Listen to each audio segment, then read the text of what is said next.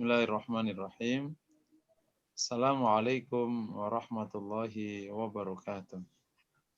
Innal hamdalillahi nahmaduhu wa nasta'inuhu wa nastaghfiruhu wa nastahdi wa na'udzu billahi min shururi anfusina wa sayyiati a'malina. Asyhadu an la ilaha illallah wa anna Muhammadan 'abduhu wa rasuluh. Allahumma fashalli wa sallim wa barik ala nabiyyina wa habibina Muhammad wa ala alihi wa ashabihi wa man tabi'ahum bi ihsanin ila yaumiddin, amma ba'd.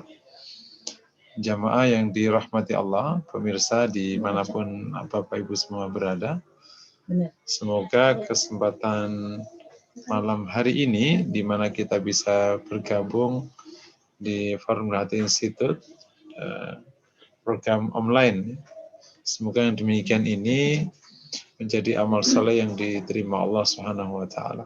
Sekaligus majelis ilmu ini, thalabul ilmi ini mendapatkan rahmat dari Allah. Turun pada kita semua sakinah.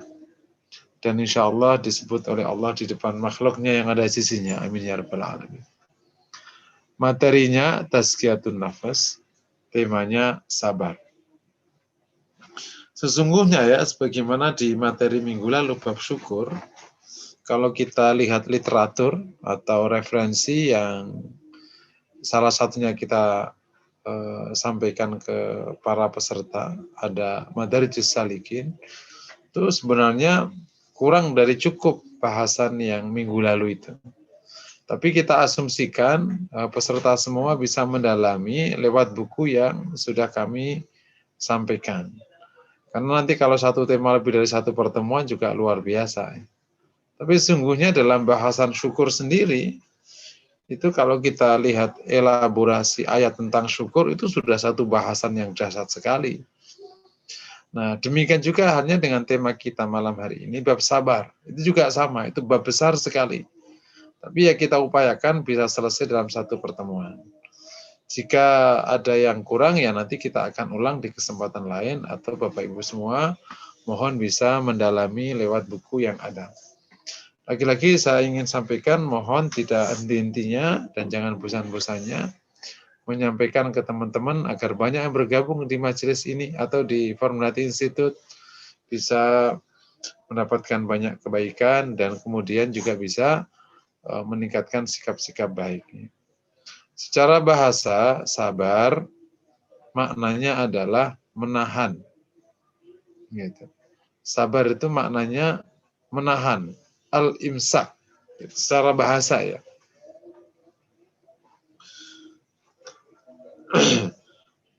Tetapi juga di sana ada makna lain secara bahasa. Sabar maknanya perlahan. Makanya ada istilah kutila sobiro, dibunuh secara sabar. Maknanya dibunuh secara perlahan. Jadi sabar bisa bermakna menahan. Makanya istilah fasbir kama sabara ulul azmi minar rusul. Mampu menahan.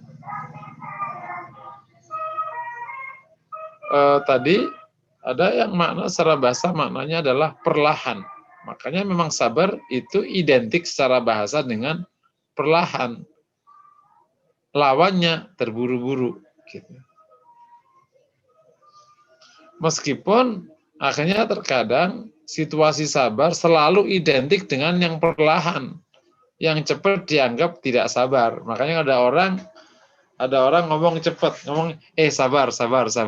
Padahal sebenarnya itu bahasa. Istilahnya nggak ngaruh. Ada orang misalnya nagih utang. Pak sudah ada belum? Belum Pak. Nagih lagi. Pak sudah ada belum? Belum Pak. Loh, Bapak kan janjinya hari ini. Bahkan sudah mundur 2 kali. Sabar Pak. Maksudnya yang sabar itu bukan yang nagih. Bapaknya yang harus sabar. Ya, maksudnya perlahan dibayar. Gitu. Tapi ini secara bahasa ya. Memang maknanya bahasa secara bahasa perlahan. Yakni pelan-pelan, jangan cepat-cepat. Secara istilah, Ini ada beberapa makna, tapi dari studi yang kami lakukan, dari berbagai macam ungkapan para ulama yang menjelaskan tentang sabar, itu kira-kira mengarah kepada satu definisi yang utuh, yakni sabar maknanya adalah kebertahan atau kemampuan menahan beban agar bertindak benar. Nah, kira-kira kayak gitu definisi. Kemampuan menahan beban agar bertindak benar.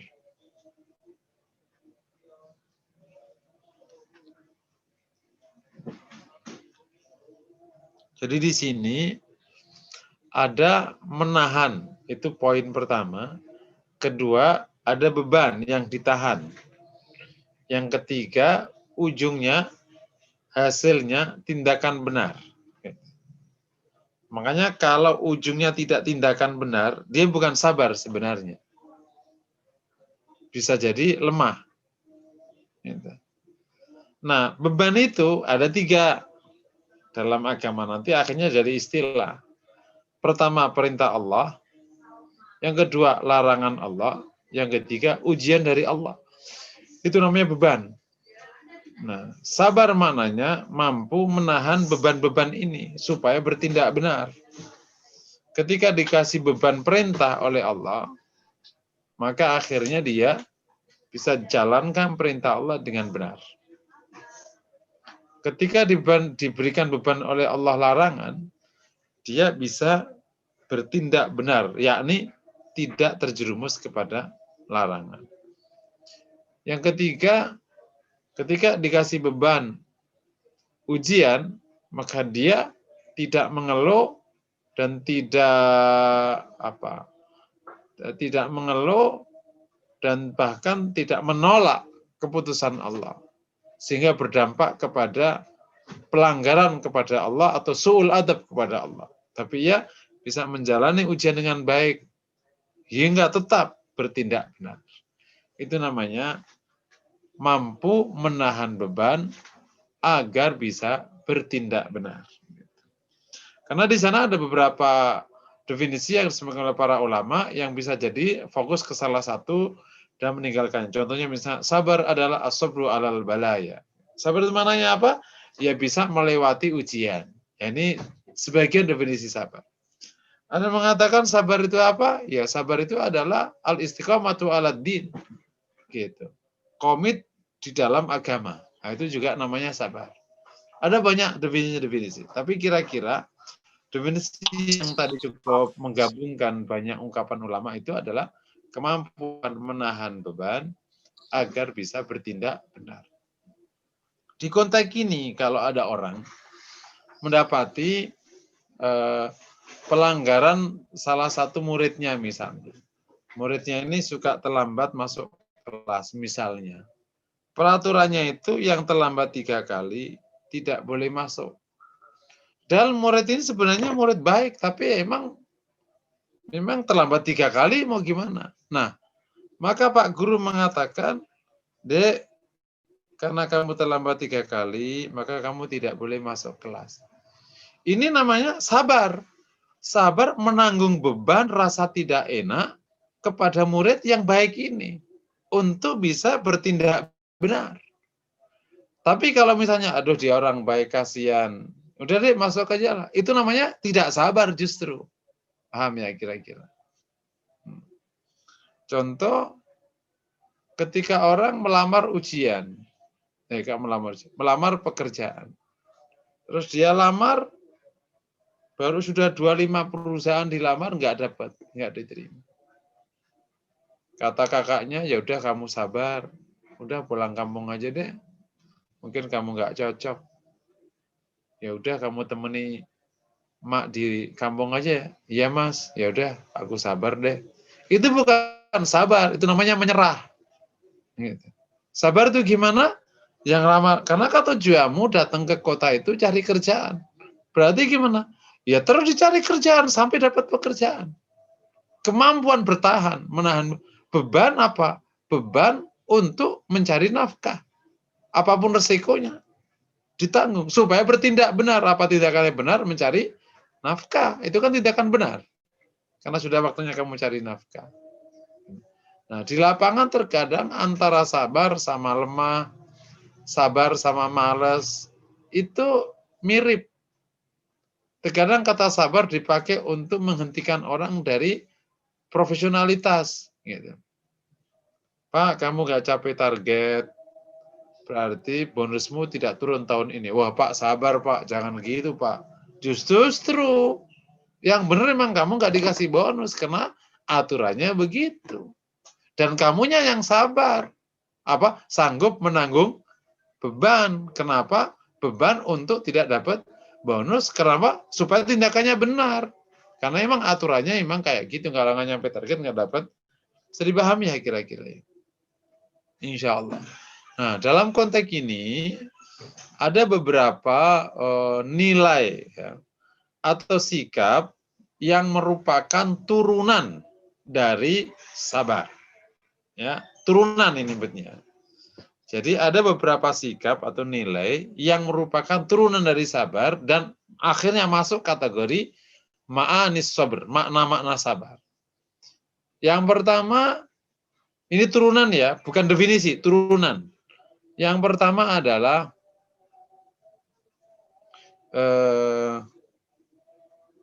sabar maknanya adalah bekerja sampai tuntas, sampai akhir. Artinya orang yang bekerja tidak selesai sampai akhir, itu masuk kategori tidak sabar. Nah, mungkin kalau istilah yang cukup terkenal hari-hari ini namanya tuntas ya, pekerja tuntas. Itu adalah bagian dari makna sabar. Dalilnya wala tubtilu a'malakum. Jangan kau batalkan amal kalian semua. Nah, Imam Malik itu berpendapat kalau ada orang sedang memulai satu pekerjaan, terus tidak ada alasan tertentu tiba-tiba dibatalin, itu dosa. Contohnya misalnya sholat, terus nggak ada angin, nggak ada apa, nggak kentut, nggak apa, terus tiba-tiba batal aja. Kenapa batal? Udah ntar aja deh sholatnya. Itu dosa. Karena la tubtilu a'malakum. Jangan kau batalkan amalmu. Sama dalam rumah tangga. Rumah tangga nggak ada alasan apapun terus ngomong sama suaminya, Mas, kita cerai ya Mas. Kayaknya kita bagusan ganti deh biar kita ya agak happy aja. Boleh, haram hukumnya. Tanpa alasan. Atau suami juga nggak boleh ngomong kayak gitu. Karena kau membatalkan amalmu saat tidak ada alasan untuk batal. Paham ya? Karena bekerja tuntas itu wajib. Makanya sampai kalau udah selesai pun nggak boleh berhenti. Faida faragta fansab. Kalau selesai jatah pekerjaan maka bangkitlah ke pekerjaan yang lain. Ya, makna pertama turunan dari makna tuntas. Yang kedua adalah tidak tergesa-gesa atau kita nyebutnya perlahan, tapi bukan lemot ya, bukan perlahan. Pokoknya tidak tergesa-gesa lah. Ya. Karena tergesa-gesa itu bagian dari antitesanya sabar. Makanya tadi kan sabar secara bahasa maknanya perlahan. Tapi awas ya, saya lebih tepat pokoknya tidak tergesa-gesa. Ya, jadi gini, dalam ukuran waktu, kalau bekerja di atas waktu yang ditentukan, namanya lelet atau lemot. Ya, bahasa Arabnya namanya bute atau bati orangnya namanya. Yakni lambat sekali. Tapi kalau dia bekerja menjalankan kurang dari waktu yang proporsional, namanya tergesa-gesa. Ya, contoh standar ke kantor itu 1 jam. Kamu mau kejar seperempat jam, setengah jam, itu namanya tergesa-gesa. Karena standarnya 1 jam. Nah, yang sabar itu maknanya standar itu. Paham ya? Tidak tergesa-gesa, tapi juga tidak lelet. Gitu.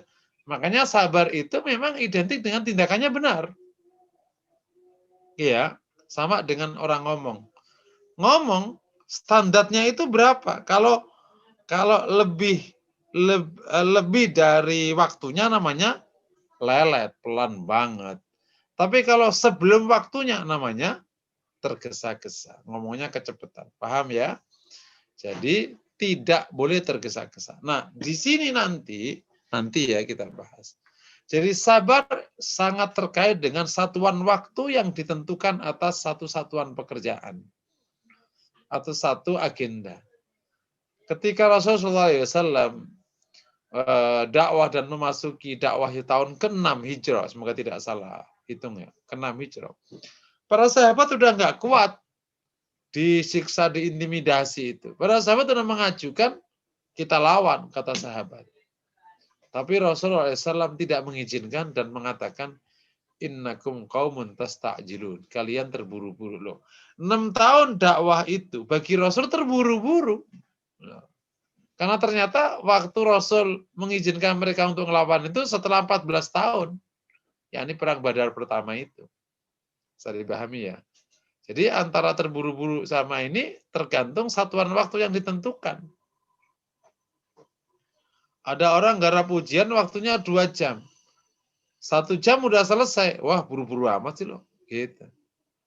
Tapi ada orang ujian 2 jam, 3 jam nggak kelar. Lo lelet amat tuh, 2 jam udah waktunya aja. Paham ya kira-kira? Nah, di konteks ini akhirnya kita perlu ilmu tentang satuan waktu. Yang ketiga, salah satu turunan makna sabar yang tercover oleh makna sabar adalah kita nyebutnya tidak menyerah. Tidak menyerah dan tidak merasa hina. Tidak merasa hina dan tidak merasa tak berdaya. Tidak merasa, pokoknya tidak menyerah dan tidak merasa hina. Ini kejadian, semoga tidak salah asbab nuzulnya. Ketika habis perang Uhud, para sahabat itu down. Nah, gitu. Kenapa? Karena kalah kan. Nah, turun ayat wala tahinu wala tahzanu antumul a'laun. Jangan merasa hina, jangan sedih wa antumul a'laun. Kalian ini mulia. Ada orang terkadang akhirnya berhenti karena udahlah. Nah, itu namanya putus asa itu. Putus asa itu lawannya sabar. Karena sabar itu ya tidak begitu. Gitu. Udahlah kayaknya nggak potongan. Itu namanya sudah nggak sabar. Sabar itu gimana? Ya insya Allah. Bisa dipahami? Tadi yang sudah ngelamar pekerjaan tadi kan nggak dapat. Dibilang sama kakaknya, udahlah dek, kan udah bilangin sama mas, kamu itu emang dari kecil emang nggak terlalu pinter. Udah, emang kamu itu emang lelet dulu mikirnya. Udah kayak gitu, dari kecil tuh emang mencret, cacingan. Udahlah, kamu kampung aja sana. Apa kata adanya? Oh gitu mas, ya udahlah. Berarti emang aku ya udahlah, udah emang kayak gini nasibnya lah. Ya udah pulang terus gimana? Ya udah ntar mati deh. Itu namanya merasa hina, gitu. Itu namanya menyerah. Itu antitesanya sabar. Sabar itu gimana? Ya terus, gitu. Seperti kata Rasulullah, seandainya mereka meletakkan matahari di tangan kananku dan bulan di tangan kiriku, sekali-kali saya tidak akan tinggalkan dakwah ini, urusan ini sampai Allah menangkan agamanya. Sampai Allah menangkan agamanya, tidak akan ditinggalkan. Gitu. Bisa dipahami ya. Jadi sabar maknanya tuntas. Sabar maknanya tidak tergesa. Sabar maknanya tidak menyerah, tidak merasa hina. Nah itu kira-kira dimensi mana sabar. Bahkan nomor 4, sabar maknanya tegar. Ya ayyuhalladzina amanu idza laqidumul ladzina kafaru zakhfan fala tuwalluhumal adbar. Idza laqitum fi'atan fathbutu, di ayat yang lain. Kalau ketemu kok pasukan yang mau menyerangmu, maka tegarlah. Sabat atau tegar itu adalah salah satu cakupan atau dimensi makna sabar. Tegar. Jadi lawannya tidak goyah, gitu. Cengeng. Enggak, tegar gitu. Nah, tegar ini tidak sama dengan tidak punya air mata ya. Harus dibedakan.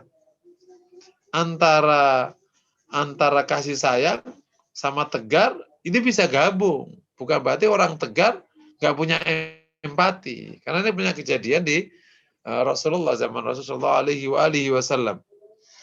Ketika Ibrahim putra Rasulullah alaihi wasallam sedang sakaratul maut, Rasul datang ke rumah Maria Kiptia. Kan itu kan putra Rasul dari Maria Kiptia. Waktu Rasul datang, Ibrahim dipangku oleh Rasulullah. Dan dalam sakaratul maut itu Rasul meneteskan air mata melihat anaknya. Sa'ad bin Ubadah, seorang sahabi jalil Madinah ya, melihat Rasulullah menangis, beliau berkata, "Mahada ya Rasulullah? Ini apa ya Rasulullah?" Kata Rasulullah, "Inna hadhihi rahmah yadhawha fi qalbi man yasha'u min ibadi." Ini adalah kasih sayang, ini empati. Yang Allah jatuhkan pada hati orang yang Allah kehendaki. Ini betul. Empati dan kasih sayang itu memang itu kehendak Allah. Ada orang memang bengis. Gitu. Bengis, ada orang tuh bengis. Soleh, tapi emang nggak empati. Gitu. Gitu.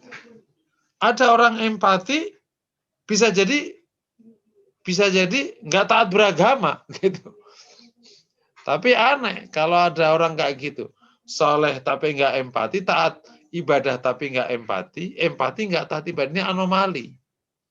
Mestinya kalau taat ibadah ya orangnya penuh empati, penuh kasih sayang. Tapi enggak, emang seperti kata Rasulullah, ini kasih sayang yang Allah tetapkan, Allah jatuhkan kepada hati hamba yang Allah kehendaki. Jadi ada orang memang bengis, melihat orang susah itu bisa. Gitu. Ada orang yang memang penuh empati, penuh kasih sayang. Nah, orang yang sayang, penuh kasih sayang, insya Allah disayang sama Allah. Irhamu man fil ardi, yarhamkum man fis sama. Sayangi yang ada di muka bumi, maka yang ada di langit akan menyayangimu. Gini aja contoh. Ini ada orang makan, kucing datang, betul ya? Ini kita hari-hari kadang bengis juga, meskipun ngerasa nggak bengis. Kucing itu kenyangnya berapa suap? Mau saya tanya nih. Satu suapan kita kucing kenyang nggak kira-kira? Kenyang ya. Tapi lebih bagus makanan itu tersisa daripada dikasihin makan kucing, karena kucingnya gangguin, megang nyentuhin kaki kita. Akhirnya kucingnya kita tendang, betul ya? Sono gitu. Coba kalau ibu bapak jadi kucing, mau nggak digituin? Ini urusan kucing aja, urusan kucing. Jadi itu empati. Nah, kembali ke tema kita. Ini bukan tema kucing ya. Empati itu bisa sama dengan ketegaran. Kan sabar itu dimensinya maknanya tegar. Awas ya, orang tegar bukan berarti nggak boleh nangis. Tapi tegar itu sanggup bertindak benar. Gitu. Sanggup bertindak benar. Rasul pada waktu nangisi karena sakaratul maut itu adalah tidak sampai melampaui batas. Itulah kasih sayang yang memang baik dari seorang ayah ke anaknya yang sakaratul maut. Kalau enggak malah ditanya, loh itu ayahnya apa siapa aja kok sama sekali enggak tersentuh anaknya mati. Naudzubillah min dzalik. Bisa dipahami ya. Jadi tegar tidak sama dengan bengis ya. Bengis-bengis, kasih sayang, tegar-tegar. Oke. Ya, secara definisi dan konten makna tentang sabar sudah dapat. Oke ya, ini poin pertama. Sekarang kita mau pindah ke poin kedua. Kemarin ada usulan dari siapa? Pertanyaannya di ujung. Ya, di ujung. Tapi saya ngerasa pertanyaan di ujung itu kurang komunikatif. Mungkin kalau kemarin kan per poin ada pertanyaan, mungkin kita buat 2 poin pertanyaan ya.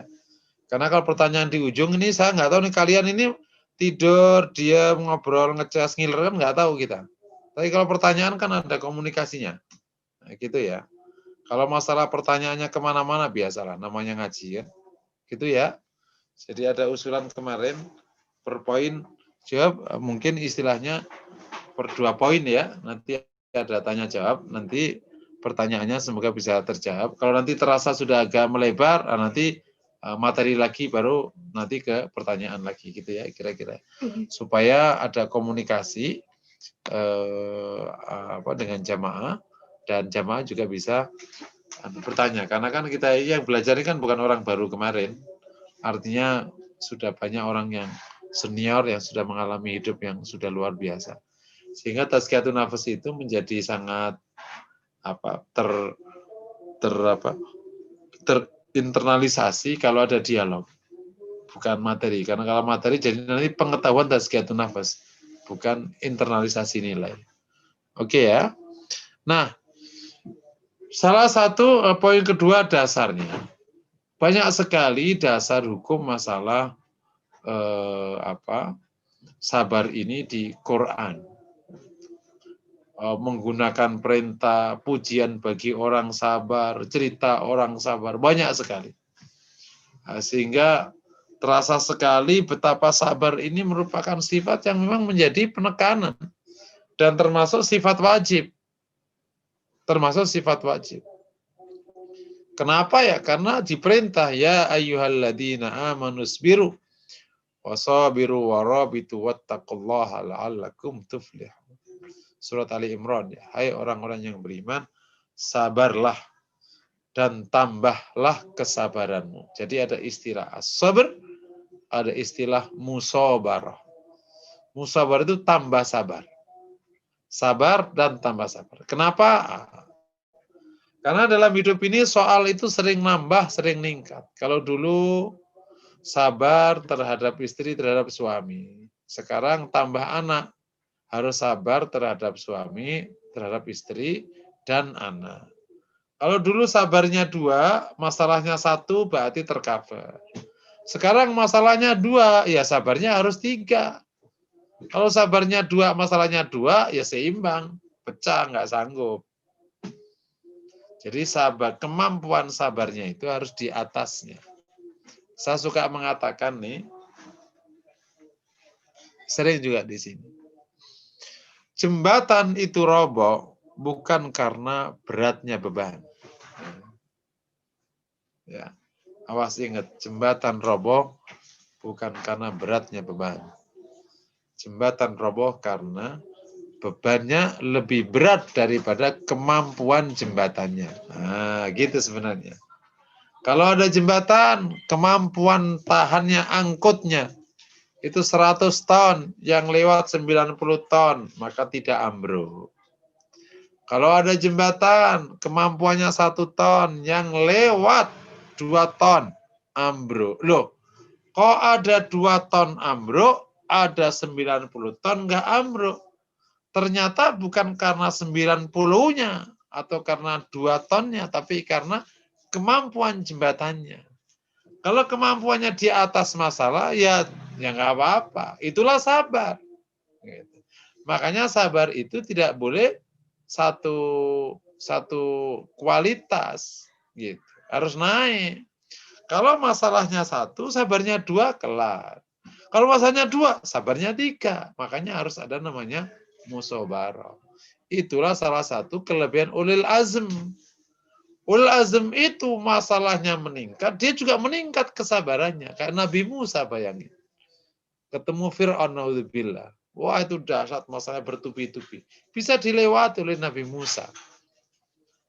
Demikian juga Nabi Isa, Nabi Nuh. Bertubi-tubi dilewati. Nah, jadi ini ada ayat, ya ayyuhalladzina amanusbiru wasabiru. Juga ada ayat di sana sekaligus menjelaskan bagaimana Quran mengelaborasi sabar. Salah satunya ayat innama yuwaffas sabiruna ajrahum bighairi hisab. Sesungguhnya orang-orang sabar itu kelak akan dipenuhi atau dikasih pahalanya dengan penuh tanpa dihitung lagi. Ya, jadi kalau orang sabar itu nanti dikasihnya itu nggak usah dihitung. Ini kalau bahasa gitu. Ada pahala kan 10.700 tak berhingga. Nah, kalau yang sabar itu pahalanya langsung tak berhingga, nggak dihitung sudah. Prok, gitu. Istilah kata gitu. Jadi besar sekali pahala orang sabar. Di konteks inilah maka, ini ada cerita menarik, Masya Allah. Semoga kita dikasih ini ya. Jadi ada seorang kiai di tempat saya, memang di Jepara ini. Itu suatu pagi didatangi sama santrinya. Santrinya datang, Pak Yai bilang, Yai ada santri, bisa dibuatin minuman enggak? Punyanya nyaut langsung dari dalam. Minum. Emang Pak Yai udah ngasih belanja apa? Gitu. Mungkin punyanya ini agak lagi datang setannya kali ya. Udah nggak berhenti panjang lebar. Seminggu ngasih duit. Kayak santri juga nggak ngerti urusan, pagi-pagi udah datang. Nah santrinya ini akhirnya nggak enak. Pamit sama Pak Yai. Pak Yai kelihatannya punyai nggak berkenan, saya pamit aja. Kata Pak Yai, oh nggak apa-apa, sini aja. Maksudnya apa? Akhirnya disampaikan lah cerita. Oh gitu. Akhirnya sebelum pulang ini santrinya nanya ke Pak Yai, kok sabar ya punya istri punyai cerewet kayak begitu? Apa kata Pak Yai? Ini memang dahsyat. Kenapa ibu-ibu ada yang tersenyum, tersinggung ya?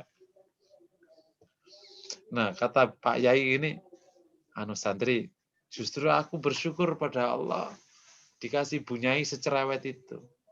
Karena kalau kayak gitu, dari mana aku bisa latihan sabar kalau nggak ada yang cerewet?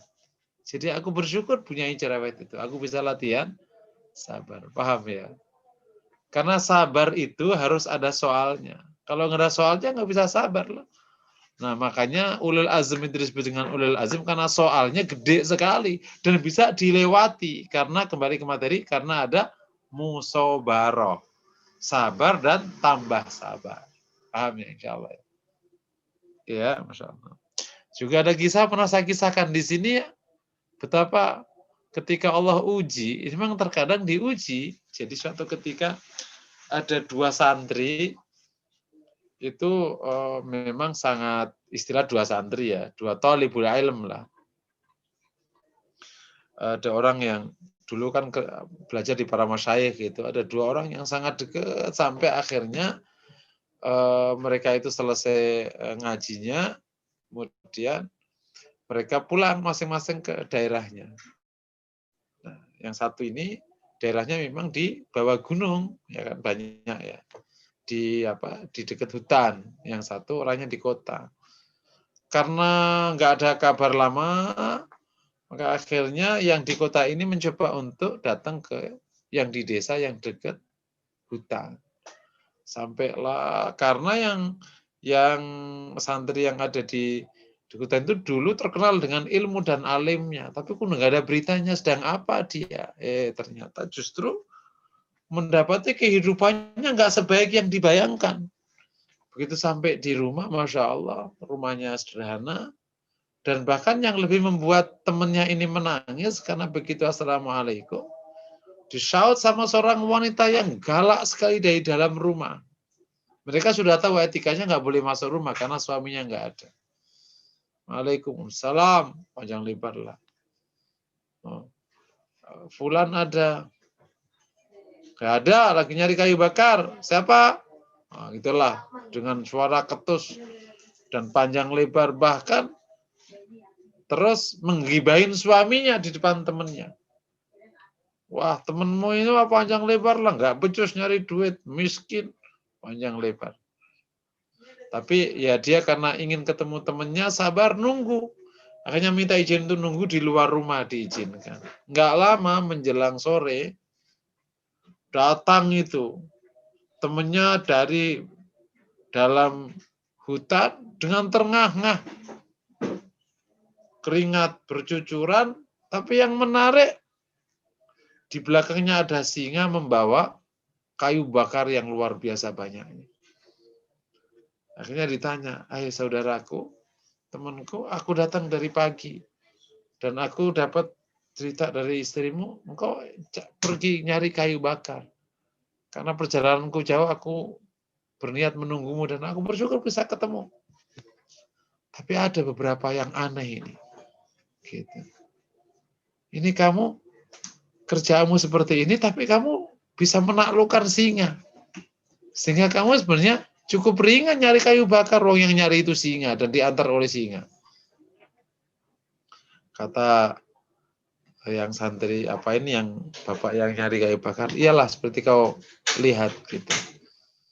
Allah uji aku dengan istriku yang tadi kamu sudah saksikan suaranya kayak apa. Tapi Allah ganti aku dengan karomah di mana seluruh makhluk di hutan ini ditundukkan kepada aku. Allah ganti aku karena Allah uji aku dengan istriku. Nggak lama akhirnya pulang bisa selesai semua. Kemudian pulang. Beberapa waktu datang lagi. Dan mendapati berbeda sekali. Rumah mulai baik, rapi, keren, tanpa ada kemajuan. Begitu salam, ternyata keluar suara yang indah, yang lembut.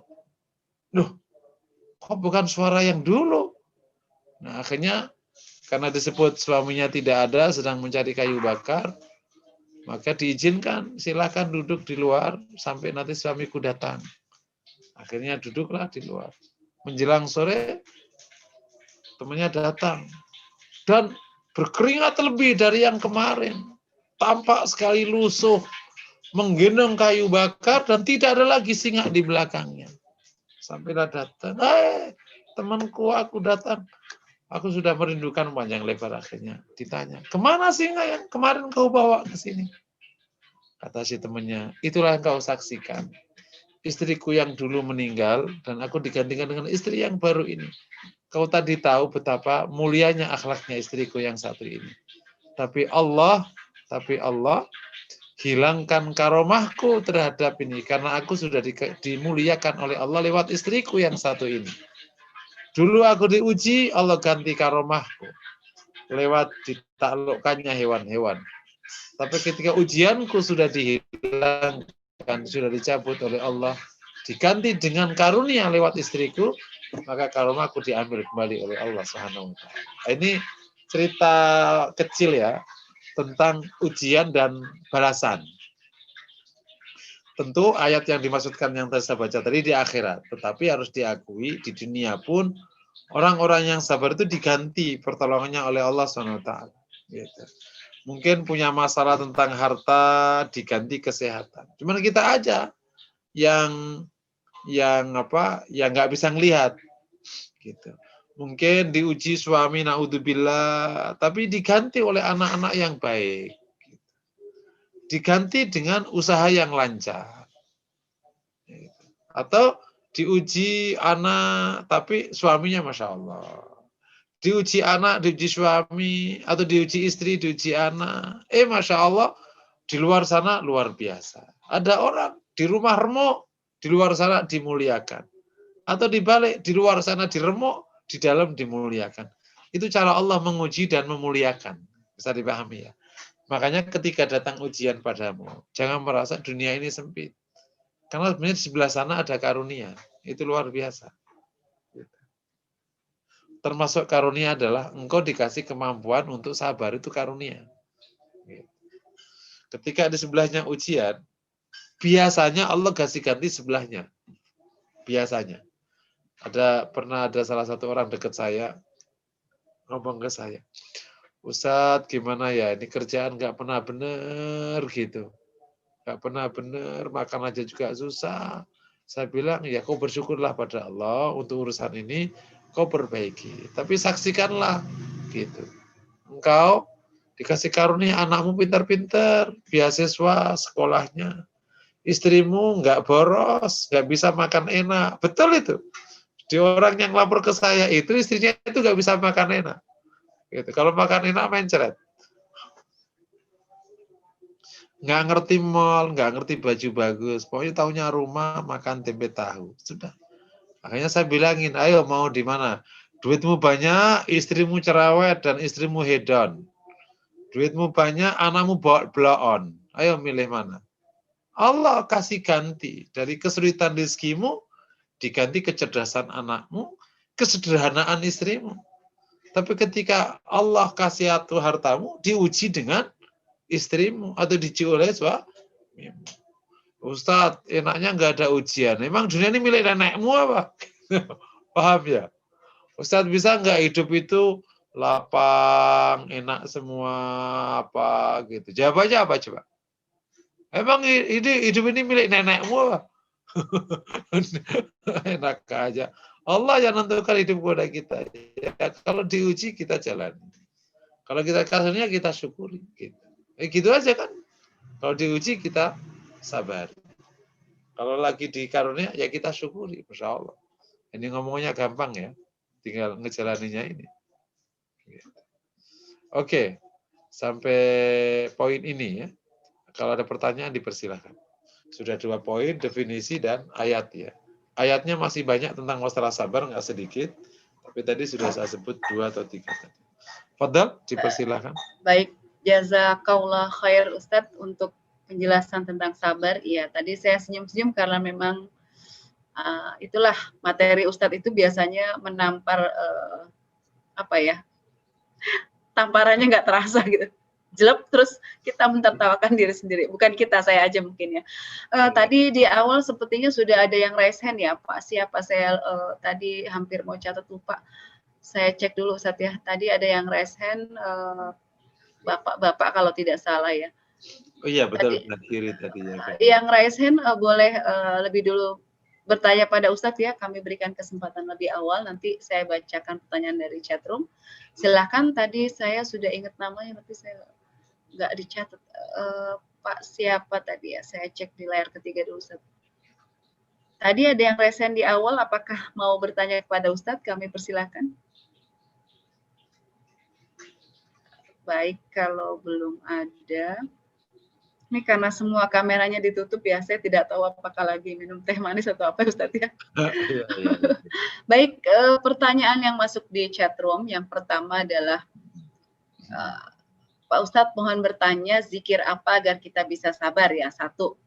Pertanyaan keduanya lebih panjang Ustadz. Jika kita sikap kita diam, jika dalam sikap kita sudah mencerminkan sikap sabar terhadap sebuah musibah yang kita alami, kemudian dalam lisan kita juga sudah mencerminkan sikap kita terhadap musibah yang kita alami, namun di dalam benak hati terlintas, kok begini amat ya Allah memberikan ujian kepada kita. Bagaimana dengan hal tersebut Ustadz? Apakah kita termasuk belum bersabar atau sudah bersabar namun jauh dari kesempurnaan? Mohon penjelasannya. Tafadhol. Masya Allah. Apa ini disebut ngegerundel Ustadz? Iya, salah satu bukan kengerian ya, tapi ilmu tazkiyatun nafas itu sebagaimana juga namanya ya, memang itu kan identik dengan suluk ya, perilaku. Dan dunia ini menjadi soalnya, sekolahnya. Kan gitu. Ini kan baru pembekalan. Ya, kamu ujiannya itu ya di dunia itu. Nah, terkadang salah satu yang membuat nggak tahu, tapi memang setiap kita dapat materi tazkiyatun nafas ya, mungkin satu pula Allah akan berikan soal-soal langsung. Jadi mungkin cara Allah juga membuat kita semakin baik, semakin matang ya. Kita sadar nggak sadar ya kita jalani aja. Soal pertama tentang dzikir, tentang sabar itu yang pertama la haula wala quwata illa billah. Itu insya Allah dzikir hauqalah. Itu dzikir untuk kesabaran. Terus yang kedua, salah satu yang menguatkan latihan sabar selain dzikir hauqalah itu shaum, itu latihan sabar. Shaum itu salah satu dampaknya adalah sebagai latihan sabar. Gitu. Ya, itu kalau soal pertama. Soal kedua, ini namanya kesanggupan kita mentaati Allah dalam tema sabar itu memang sedang berproses. Nah, itu kalau kondisi yang diceritakan oleh penanya itu namanya as-sabru billah. Nanti kita akan bahas di belakang. sabar dengan pertolongan Allah. Gitu. Jadi dia berusaha sabar, berusaha, tapi masih berat, masih berat, masih berat. Itu udah terusin, lama-lama bisa sabar. Jadi yang terjadi sekarang itu baru proses menuju sabar tingkat pertama. Belum, tingkat pertama aja masih berproses, belum sabar tingkat pertama. Jadi namanya berproses menuju sabar tingkat pertama. Jadi kalau ditanya, apakah saya belum sabar? Itu namanya adalah berproses dalam sabar tingkat pertama. Karena kan sudah diam tadi. Diam sudah, ini sudah, tapi kok ya Allah kok gini amat ya Allah. Itu diam-diam sebenarnya agak ada sedikit penolakan. Gitu. Kadang kalau lebih jauh lagi ya Allah, perasaan udah sholat, udah saya pamer amal kepada Allah. Kan Allah juga udah tahu. Ya Allah gitu, habis tabat kok malah jadi gini bisnisnya ya Allah. Orang-orang perasaan nggak soleh-soleh amat daripada kita kok karirnya bagus, ininya bagus. Saya pernah ditanya orang kayak gitu. Lama gitu ya. Jawaban saya apa sih Pak? Antum sama Nabi Isa itu solehan mana? Nabi Isa sama Nabi Isa, solehan mana? Solehan Nabi Isa ya. Gitu. Nabi Isa itu hidupnya Masya Allah. Lahir dipersoalkan. Lahir saja dipersoalkan. Betul? Gede dikit, Masya Allah. Begitu jadi Nabi, diuber-uber. Nggak punya istri, nggak punya anak, nggak punya rumah, nggak punya harta. Bayangin aja. Ente masih mending, bapak ada, anak ada, istri juga masih mau, bayangin aja. Ente merasa bermasalah, istri masih mau, nggak kabur, masih mending lah. Gitu, bahkan cenderung banyak malahan kadang. Masih ada tetangga yang masih mau. Nabi Isa diuber-uber, bayangin aja. Jadi terkadang kesolehan sama kondisi hidup dunia itu suka nggak nyambung. Gitu. Itu yang harus dipahami ya, sedikit tambahan jawaban. Ada orang yang Allah ridhai, kemudian Allah berikan padanya dunia.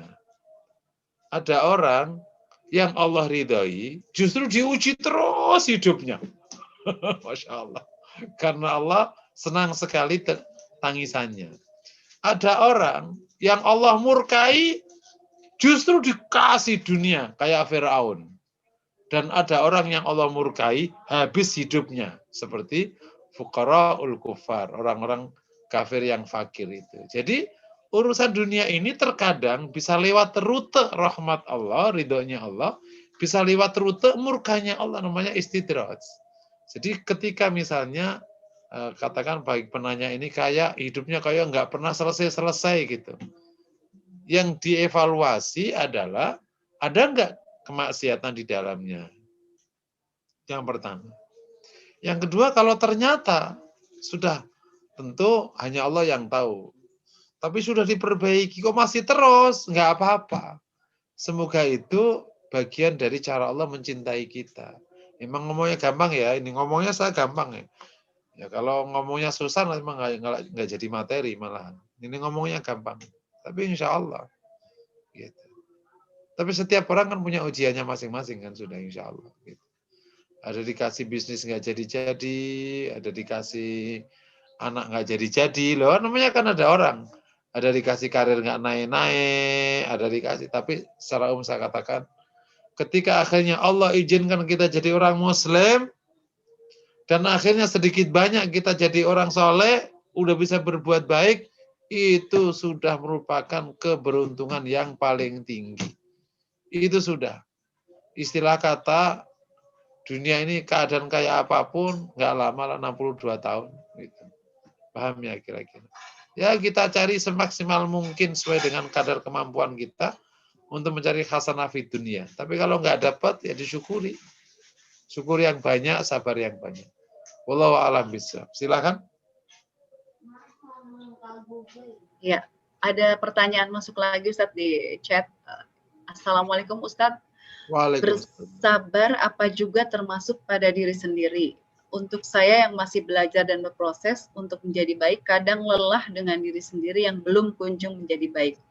Padahal sudah misalnya sudah mengetahui apa yang harusnya dilakukan, karena saya juga masih jatuh bangun meninggalkan kebiasaan buruk, terkadang lelah dengan diri sendiri, ingin bersabar pada diri sendiri, tapi khawatir jadi seperti melenakan diri, Ustadz. Mohon pencerahan. Iya, Masya Allah. Jadi, makanya kenapa ada ya ayyuhalladzina amanu aminu. Hai orang beriman, berimanlah. Ini sebenarnya adalah ruang yang Allah berikan kepada orang mukmin yang masih berproses terus. Jadi ketika kita merasa, aku kok lelah dengan diriku nggak baik-baik, itu justru tanda baik. Itu menyenangkan justru bagi kami ya.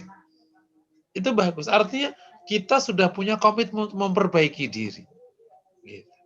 Dan faktanya belum bagus, terus diperbaiki. Nggak apa-apa. Nggak apa-apa. Itu baik. Gitu. Bahkan kita malah agak ngeri kalau ada orang, wah bro, gue kayaknya udah berhasil nih. Haji udah 4 kali, umroh 20 kali, insya Allah surga kita. Nah itu yang agak bahaya malahan. Bahwa memang faktanya tadi, memang kayaknya lelah kita. Misalnya mungkin sholat nggak bener-bener. Sudah kok nggak bisa banyak-banyak. Gitu. Tilawah ngaji masih belang bonteng. Mungkin kalau ibu-ibu hijabnya masih kadang copot buka, naudzubillah min dzalik. Atau apalagi kata masih suka marah-marah sama suami karena duitnya sudah mulai pada nggak punya duit kan, pandemi. Masya Allah. Masnya ini mah panjang lebar lah. Pokoknya kalau lagi nggak punya duit itu kan apa aja jadi salah kan. Gitu. Kalau punya duit apa aja jadi benar. Nah, proses itu bagus. Gitu. Nah, ini poin pertama. Nggak apa-apa, itu jangan lelah dengan diri kita, tapi jangan juga malas dengan diri kita. Maksudnya, ya sudahlah mengaku kayak gini, ya itu malas. Itu bukan sabar. Sabar itu kan proses menuju benar kan. Mampu menahan diri beban untuk bertindak benar. Ya udah berproses saja. Misalnya sholat belum bagus diperbaiki, terus perbaiki, terus sampai. Itu yang pertama. Yang kedua, kalau kita merasa proses kita kayaknya kok terlalu jatuh bangun, jangan-jangan kita niatnya kurang kuat. Gitu. Ini yang juga menjadi evaluasi. Coba dikuatkan niatnya. Kenapa kok jatuh bangunnya kok tadi kayaknya panjang? Mungkin niatnya kurang kuat. Gitu. Atau jangan-jangan halangannya terlalu kuat. Nah, itu berarti perlu strategi lain. Misalnya kan ada orang berada di keluarga naudzubillah, keluarganya setan semua. Ya, dia masih terikat dengan orang tuanya karena nggak punya uang, nggak punya apa. Sehingga akhirnya ikut semua budaya di rumah yang panjang lebar, yang nggak ada sholat, nggak ada apa, panjang lebar, dan seterusnya. Bahkan mungkin banyak najis di rumah. Gitu. Nah terkadang bisa menimpa orang kayak gini, akhirnya kayak lelah gitu. Nggak ketemu benar terus. Gitu. Nah, coba diperhatikan, bisa biar ketemu, oh mungkin perlu niat yang kuat, oh ini perlu apa. Artinya kita harus juga menemukan solusi atas dinamika perbaikan yang nggak kunjung itu. Gitu. Ya, ini juga bagian dari kesabaran. Yang ketiga, nah di dalam proses menuju perbaikan diri itu, jika memang kita terasa jatuh bangun, coba dilihat ada nggak peluang yang mungkin menjadi passion. Saya suka ngasih pilihan itu gini. Kita itu kayak nyadong hidayah gitu lah. Nyadong hidayah. Saya ibaratin kayak ada orang naruh baskom pas lagi hujan. Menurut kita di talang itu kan paling banyak airnya ya. Tapi terkadang talang nggak ada airnya karena pas talang itu buntu. Karena ada pohon banyak, daunnya buntuin talang itu. Ternyata justru talang kecil yang biasanya kecil, lagi gede, ya pindah ke gede. Jangan ngotot di talang yang pertama tadi. Maksud kayak gini. Ada orang memang, urusan baca Quran, imang bolot, naudzubillah. Nggak bisa-bisa, setahun aja nggak ngerti. Saya pernah dilapori jamaah perempuan. Ustadz, saya ngafal Asmaul Husna setahun, nggak bisa-bisa. Astagfirullah, itu bukan nggak bisa, ibu nggak serius. Bener Ustadz. Bisa jadi memang nggak dapat hidayah di Quran. Belum dapat hidayah di Asmaul Husna. Tapi bisa jadi hidayah di sedekah. bisnis ibu lancar, ya udah berarti sudah kok perbaikannya. Itu ya butuhnya kita belajar cabang iman. Nanti suatu saat kita akan belajar cabang iman. Cabang iman itu memetakan kita cari amal soleh. Terkadang kan kalau kita nggak menggunakan peta cabang iman, amal soleh itu kan terkadang terbatas. Sholat, ngaji, perempuan berarti tambah hijab, baik-baik sama suami, apalagi makan halal. Dipikir kebaikan cuma 5. Berarti 7 cabang iman. Maksud saya, ketika kita merasa ada kurang baik di salah satu sisi, misalnya di ibadah atau di akhlak, coba bisa nggak kita tambah lewat sodako, ditambah lewat berbuat baik sama orang tua. Lu jangan dianggap remeh. Bisa jadi kita baca Quran nggak bisa-bisa. Tapi ternyata Allah kasih hidayah kepada kita. Sama orang tua itu care. Karena orang tua kita menyenangkan. Membuat kita tertarik untuk care. Gitu. Misalnya gitu. Sehingga akhirnya kita dapat kebaikan lewat birrul walidain. Lewat apa? Maksudnya kayak gitu. Coba dicariin substitusi namanya. Amal-amal yang memungkinkan kita nggak jatuh bangun di situ. Karena kita punya passion atau punya semangat di situ. Wallahu a'lam. Hadal. Ya, baik Ustadz. Masih ada satu lagi pertanyaan. Ustadz, sejauh mana sabar pada saat diri belajar tapi tidak paham-paham, dan juga apakah seseorang harus bersabar terhadap kondisi lingkungan di mana banyak melihat ada yang melanggar aturan, kezaliman, kemaksiatan di lingkungan kerja, ada yang melakukan korupsi, dan ada yang selingkuh. Bagaimana menurut pendapat Ustadz? Oke, sabar nggak bisa-bisa. Iya, harus sabar. Harus kuat. Sampai bisa. Sabar itu ya sampai bisa. Kalau belum bisa berhenti, itu namanya tidak sabar. Paham ya? Kan sampai tuntas. Ada kisah yang terkenal dari Ibnu Hajar Al-Haytami. Banyak orang yang menceritakan ini, bilang Ibnu Hajar Al-Asqalani, Al-Haytami. Ini ulama Syafi'iyah. Dia dulu waktu kecil diuji dengan seperti yang sekarang ditanyakan.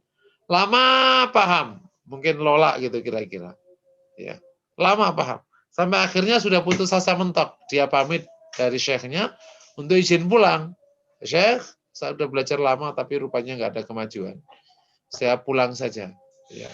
Syekhnya akhirnya mengizinkan karena memang sudah menyadari betapa kasihannya Ibnu Hajar Al-Haytami ini yang belajar lama tapi nggak bisa-bisa. Gitu.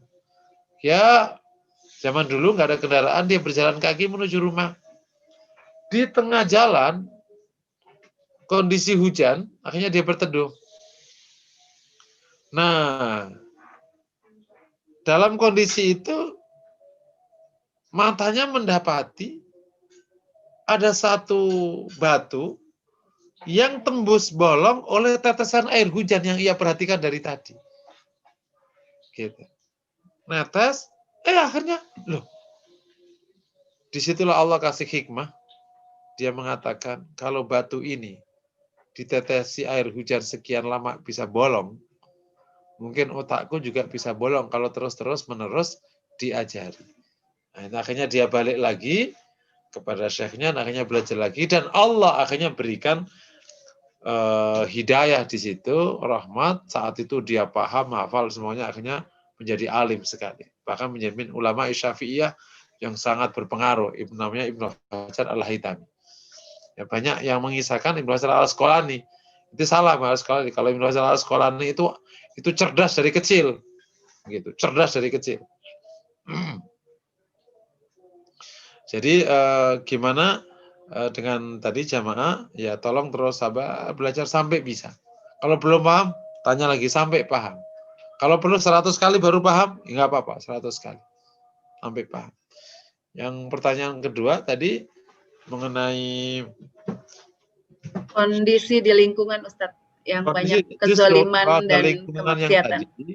Bentuk kesabarannya adalah apakah sikap yang tepat itu, apakah kita misalnya diam karena kita memang tidak pada posisi punya peran, dan kalau bergerak malah kita nanti yang justru mendapatkan mudarat, atau kita bisa menginisiasi bikin apa, itu kesabarannya.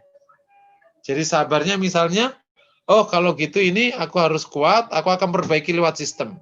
Nah itu sabarnya gitu. Oh kalau gitu, wah aku pergi nih. Nah, itu juga bisa jadi pergi bagian dari bentuk kesabaran. Jadi sabar itu sikap di hati, ekspresinya bisa kemana-mana.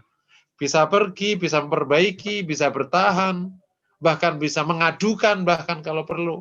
Itu ekspresi kesabaran. Jadi dilihat aja yang terbaik di lingkungan itu bagusnya gimana. Apakah diperbaiki atau Anda yang pergi. Atau bahkan Anda menyodorkan mereka justru dihukum yang salah-salah tadi. Bentuk kesabaran itu. Wallahu a'lam bishawab. Kalau cukup pertanyaannya, saya lanjutkan. Gimana, Mbak? Saya cek dulu. Alhamdulillah belum ada lagi, Ustaz. Oh ya, saya tadi mau menyampaikan ke Ustaz, berarti sabar itu adalah sebuah bentuk yang aktif ya, bukan pasif ya, Ustaz ya. Mungkin bisa disimpulkan seperti itu. Benar, benar. Betul sekali. Saya suka berikan contoh, ada orang desanya itu benar-benar nggak ada sumber penghasilan. Isinya batu semua, nggak ada air, nggak ada tanaman. Selama ini mereka hidup dari kondisi sisa-sisa. Ya apa aja lah, cari kayu bakar. Sampai ada beberapa orang, ya akhirnya diuji oleh Allah kemiskinan akut. Makan aja susah. Terus, Pak, mau pindah ke desa lain atau coba keluar dari desa, merantau, kata Mas ini, udahlah Mas sabar. Itu bukan sabar, itu namanya lemah. Ya, makanya ketika kaum muslimin sudah ada tempat di Madinah untuk hijrah, Allah perintahkan mereka hijrah. Yang enggak hijrah, dosa. Karena tidak hijrah, waktu sudah ada waktu hijrah, itu bentuk tindakan tidak benar. Tindakan benarnya hijrah. Tapi pada waktu sebelum ada Madinah, tindakan benarnya bertahan di Mekah. Karena kalau keluar kau mati di padang pasir, nggak ada negeri yang bisa merawatmu. Bisa dipahami ya? Gitu. Jadi sabar itu aktif, bukan pasif. Wallahu a'lam bishawab. Baik, Ustadz, belum ada pertanyaan. Lanjut ya, mungkin bisa dilanjutkan materinya. Kita sudah bisa bicara tadi, innama yuwaffas sabiruna ajrahum bighairi hisab. Juga di sana ada ayat yang menarik. Ini juga perlu dipahami dengan baik karena ayat sering digunakan tapi pemahamannya kurang pas. Ya ayyuhalladzina amanu sta'inu bisabri wasalayo. Hai orang yang beriman, mintalah tolong kepada Allah dengan salat dan sabar. Dengan sabar dan salat. Coba minta tolong dengan sabar maknanya gimana itu?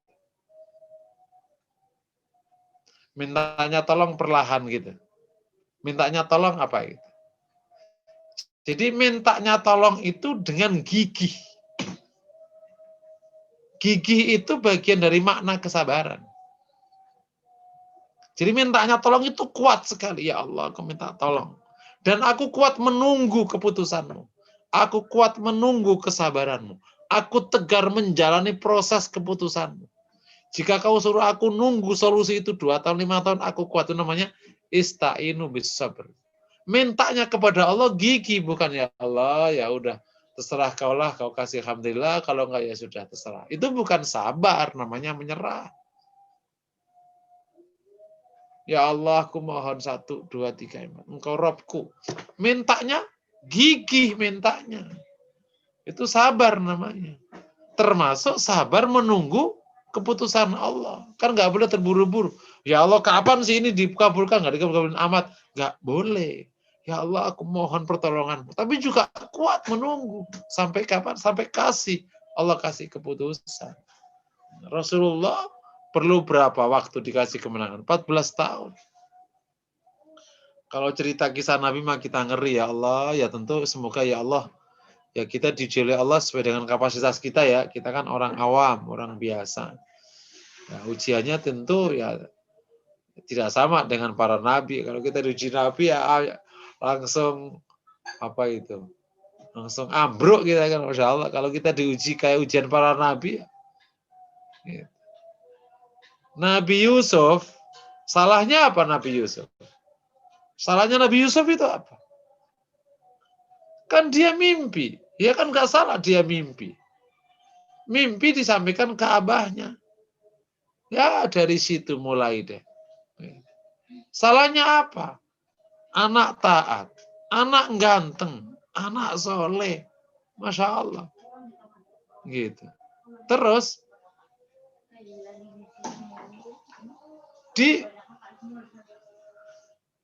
iri sama saudaranya yang beda ibu ya. Dimasukin ke sumur. Udah kayak gitu bayangin. Setelah masukin ke sumur, ada solusi. Masya Allah. Bukan malah dikasih ada solusi, diambil pedagang. Malah dijadiin budak. Lebih kacau lagi kalau ibarat masuk sumur itu nilainya 1, dijadiin budak itu beratnya 2 lagi, 3 lagi. Oke, saya mau nanya nih ya, sedikit intermezzo. Kenapa pedagang itu tidak memilih Yusuf yang ganteng jadiin anaknya? Kenapa kok malah dijual? Kan aneh kan, dapat anak ganteng. Jawabannya karena pedagang gitu. Jadi ciri pedagang itu kalau dapat perkara bagus dijual. Kalau perkara bagus dipakai itu bukan pedagang, itu pasti profesional. Makanya hati-hati dengan pedagang, apa aja dijual. Paham ya? Apa aja jual. Kalau Anda punya rumah bagus sama rumah jelek, yang dijual rumah jelek, Anda bukan pedagang. Berarti Anda profesional. Tapi yang dijual yang bagus, pasti Anda pedagang. Pedagang itu yang bagus dijual. Supaya laku, dapat duit. Nanti dia beli lagi. Jadiin budak. Udah kayak gitu. Akhirnya dibeli sama istri raja. Dipikir solusi. Justru sekarang malah masalah semakin berat. Jadi memang cara Allah menguji itu kadang ya ceritanya dikasih ujian. Seakan-akan solusi. Ini ujian lagi. Terus datang yang ketiga seakan-akan solusi. Mana ujian yang ketiga? Datang yang keempat seakan-akan solusi. Ujian yang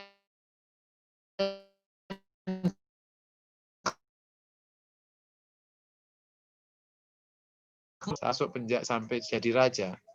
Itu 40 tahun. Masya Allah. Tapi pernahkah Yusuf nyalahkan saudaranya? Loh, bayangin aja ini, Masya Allah. Pernahkah Yusuf nyalahkan saudaranya? Sini. Siapa kemarin yang jitak gua nih, kan gitu.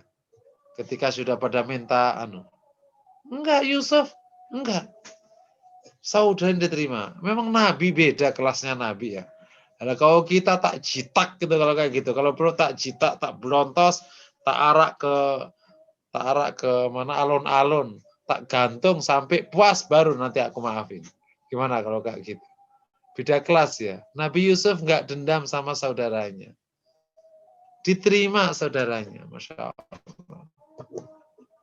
Nggak dendam pula sama Zulaikha. Nggak dendam sama pada Zulaikha lah yang membuat dia itu kacau balau hidupnya. Nggak dendam sama Zulaikha. Nanti ada kisah. Jadi Nabi Yusuf nanti nikah sama Zulaikha apa enggak? Wah, ini agak ceritanya panjang itu. Kan sampai disebut, ya Allah satukan dia sama suaminya seperti disatukan Yusuf dengan Zulaikha. Loh, apakah Zulaikha nanti nikah sama Yusuf nanti di kemudian hari? Dan panjang lebar lah, nggak usah dibahas sekarang di sini. Tapi intinya, Yusuf baru diberikan oleh Allah solusi itu setelah 40 tahun. Makanya suruh minta tolong dengan gigi dan kuat dan sabar dan tahan. Sampai Allah kasih solusi. Kalau ada orang tanya, ya Allah, gini Ustaz, aku udah nggak kuat. Kapan? Nggak tadi. Kapan? Ya sampai Allah kasih solusi. Nah, ini saya ulangi lagi ya. Ngomongnya gampang ya. Ngomongnya masa berapi-api. Menjalaninya Masya Allah. Semoga Allah mudahkan ya. Gitu. Jadi, terus yang kedua suruh minta tolong lewat sholat. Ya. Sholat itu metodenya itu. Ya, di sana juga ada ayat tentang perintah sabar langsung diberikan model. Fasbir kama sabara ulul azmi minar rusul. Sabarlah sebagaimana sabarnya ulul azm. Maksudnya apa? Dalam rangka Allah dalam Al-Quran, dalam rangka mendidik kita untuk sabar, kita dikasih model gitu. Supaya kita ini bisa mencontoh ulul azm. Nah jadi kita ini kan mungkin ujiannya 1/1 jutanya ujiannya ulul azm kali ya. Nah, jadi kita bisa nyontoh, oh jadi gini, makanya ulul azmi itu punya kisah. Kalau kau diuji istrimu, maka kau nyontoh siapa? Nabi Ayub. Nabi Ayub. Ayub. Nabi siapa lagi yang diuji istrinya? Lut. Nabi Nuh. Nabi Lot. Lut. Kalau kau diuji anakmu, kau nyontoh? Nabi Nuh. Nabi Nuh. Kalau kau diuji suamimu, kau nyontoh? Fir'aun. Asyah. Asia. Kalau kau diuji pamanmu, kau nyontoh? Nabi Rasul. Muhammad. Kalau kau diuji bapakmu, kau nyontoh? Ibrahim. Nabi Ibrahim. Kalau kau diuji penguasa, nyontohlah Musa, Ibrahim, Rasulullah. Kalau diuji kaum, umat yang ruwet, itu contoh-contoh. Kalau kau diuji sakit, kalau kau diuji miskin, kalau kau diuji dihina, kalau kau diuji ditindas. Sebentar ya Bu, sebentar. Ada tamu.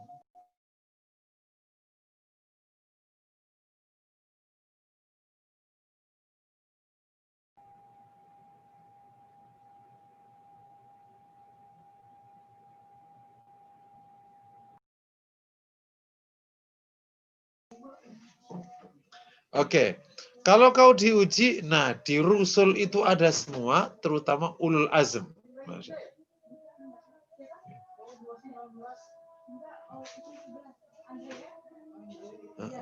Makanya kalau kemudian kita paham sejarah Rasul, terutama ulul azm, di konteks ini, insya Allah kita jadi mudah. Oh, kalau gitu gini sikapnya, gini sikapnya.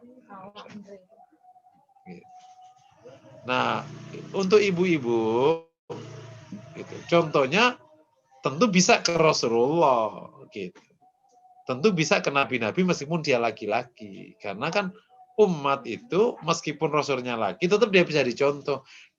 Selain urusan yang khusus perempuan, nah itu nyontohnya ke istrinya.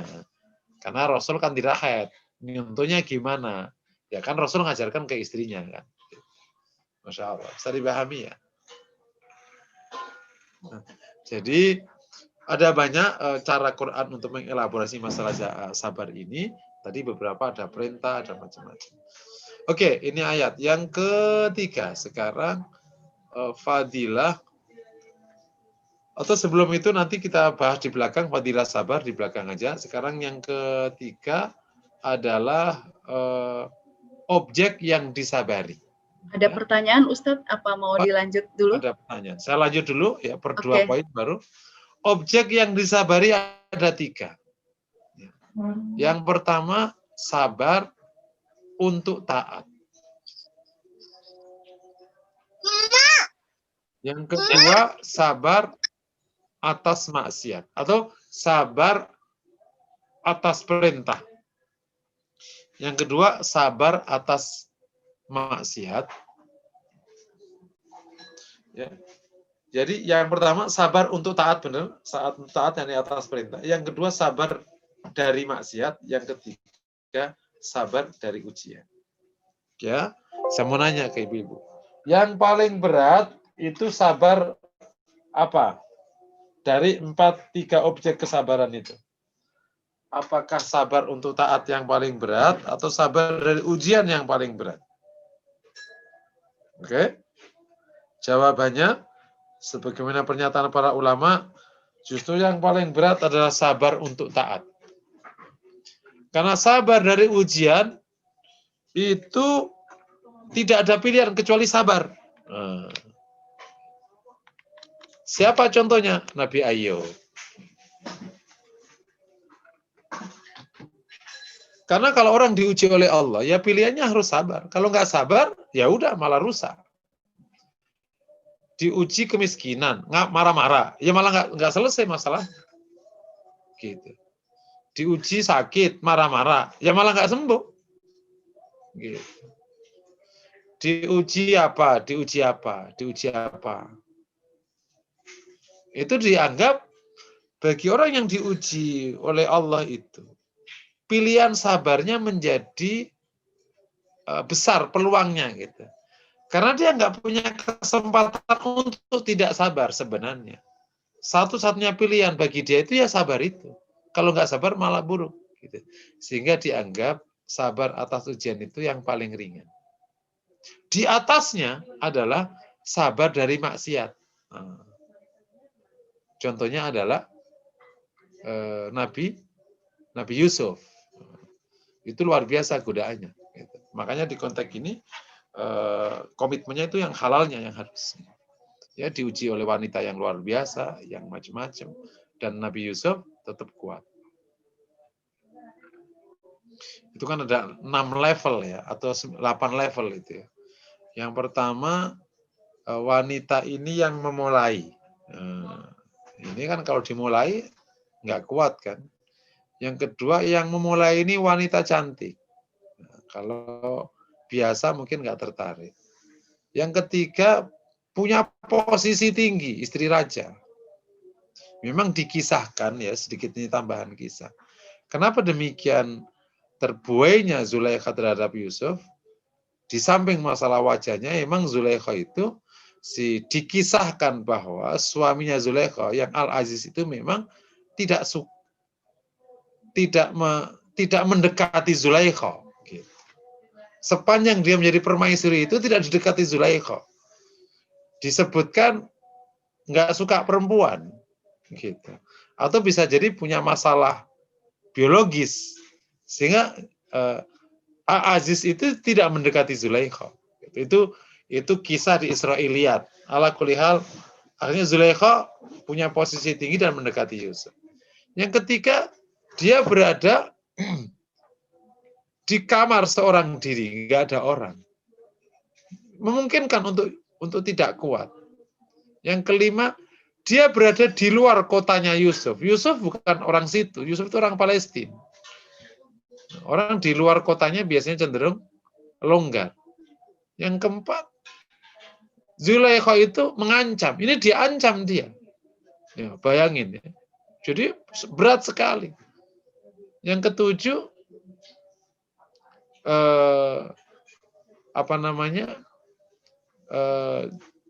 Yusuf itu budak, hamba sahaya terhadap majikannya, gitu. Dan hamba sahaya itu nggak perlu amat menjaga kayak gini kan terhadap majikannya, gitu. Tapi Yusuf memilih untuk dipenjara daripada melakukan tindakan yang tidak dibenarkan itu. Itu adalah salah satu contoh sabar dari maksiat. Yang paling berat adalah sabar untuk taat. Loh, kenapa? Karena untuk taat itu berarti tidak boleh maksiat dan harus siap dengan ujian. Untuk sholat itu kan berarti harus siap melakukan tindakan sholat dan kuat untuk nahan kantuk, dan juga ketika misalnya sedang sakit harus taat sholat kan tetap. Gitu. Jadi sabar untuk taat dianggap paling berat karena ada pilihan untuk tidak taat, sementara juga harus mengumpulkan resources supaya bisa taat. Ya. 3 jenis yang disabari, atau terkadang disebut dengan 3 jenis kesabaran. Sabar untuk taat, sabar dari maksiat, ketiga sabar dari ujian.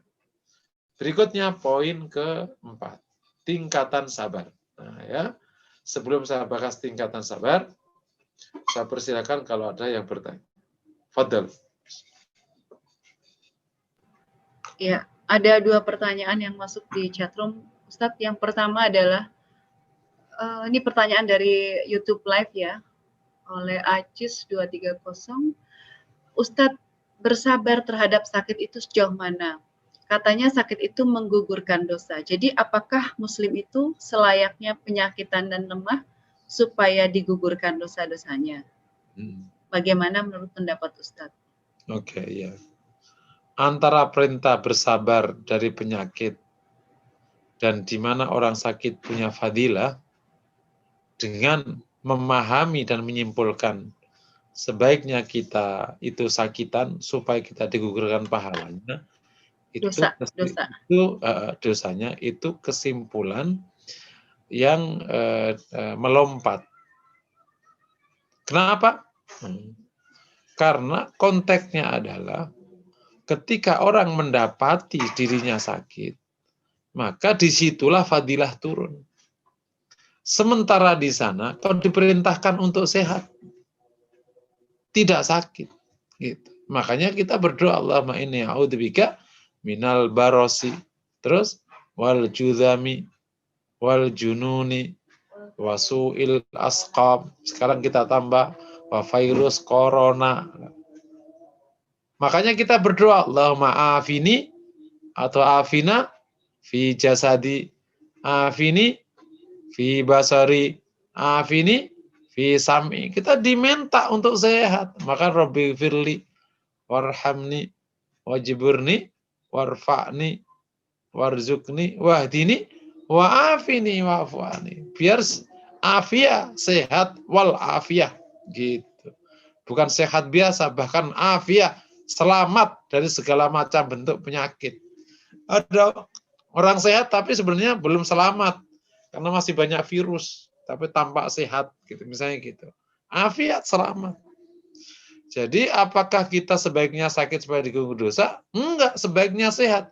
Terus gugur dosanya dari mana? Ya dari minta ampun, jangan dari sakit. Tapi kalau faktanya Allah kasih sakit padamu, tenang bro. Nah, gitu. Insya Allah itu menggugurkan dosamu. Itulah cara Islam. Ini menarik sedikit keluar dari tema ya. Cara Islam membuat orang bahagia itu dahsyat sekali. Hanya di Islam orang sakit itu bahagia. Gitu. Apakah berarti kita suruh sakit? Enggak. Loh kok bisa? Nah, itu disuruh sehat. Tapi kalau faktanya kamu nggak sehat, itu jangan sedih. Kamu itu bahagia karena dihapuskan dosamu. Senang nggak kira-kira? Di Islam lah orang miskin itu bahagia. Kenapa coba? Kenapa? Karena hisabnya jadi tidak lama karena dia masuk surga duluan. Jadi enak mana? Jadi miskin apa jadi kaya?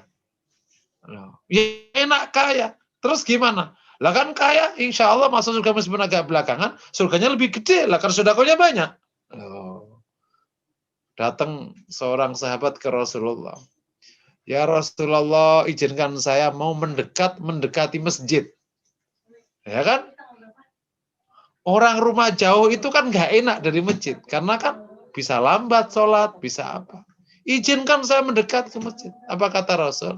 Setiap langkahmu itu satu kebajikan, diangkat derajatmu, dihapus dosamu. Seneng nggak? Seneng. Akhirnya tetap rumahnya mau jauh.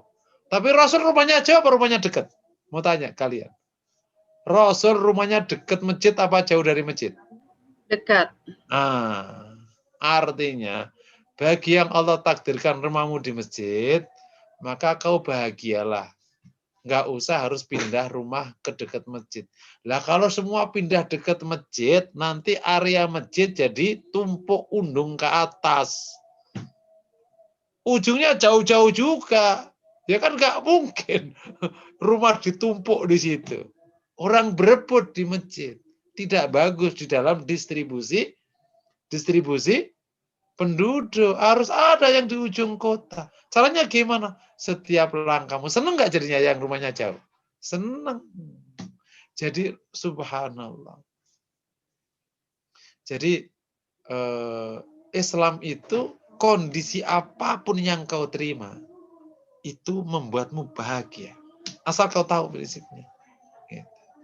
Ada istri disakiti suaminya terus. Seneng apa enggak enak tuh? Loh, kalau kita bisa sikapi itu luar biasa. Contohnya siapa? Asia. Asia itu mulia karena disakiti terus sama Firaun. Diangkat itu anunya apa? Kisahnya. Coba wanita lain diangkat enggak kisahnya? Kenapa? Kenapa Maryam itu diangkat kisahnya oleh Al-Quran? Karena hidupnya penuh pilu. Jadi kalau mau diangkat Quran, pilulah hidupmu. Kalau seneng-seneng nggak ada. Ada nggak wanita yang diangkat Quran yang hidupnya seneng-seneng gitu? Nggak ada. Yang diangkat itu semua yang penuh pilu. Pertama Asia, kedua Maryam. Enak nggak hidupnya? Pernah ke mall nggak itu si Maryam itu? Maryam nggak pernah ke mall. Jadi kalau ke mall-mall ini nggak pernah diangkat oleh Al-Quran.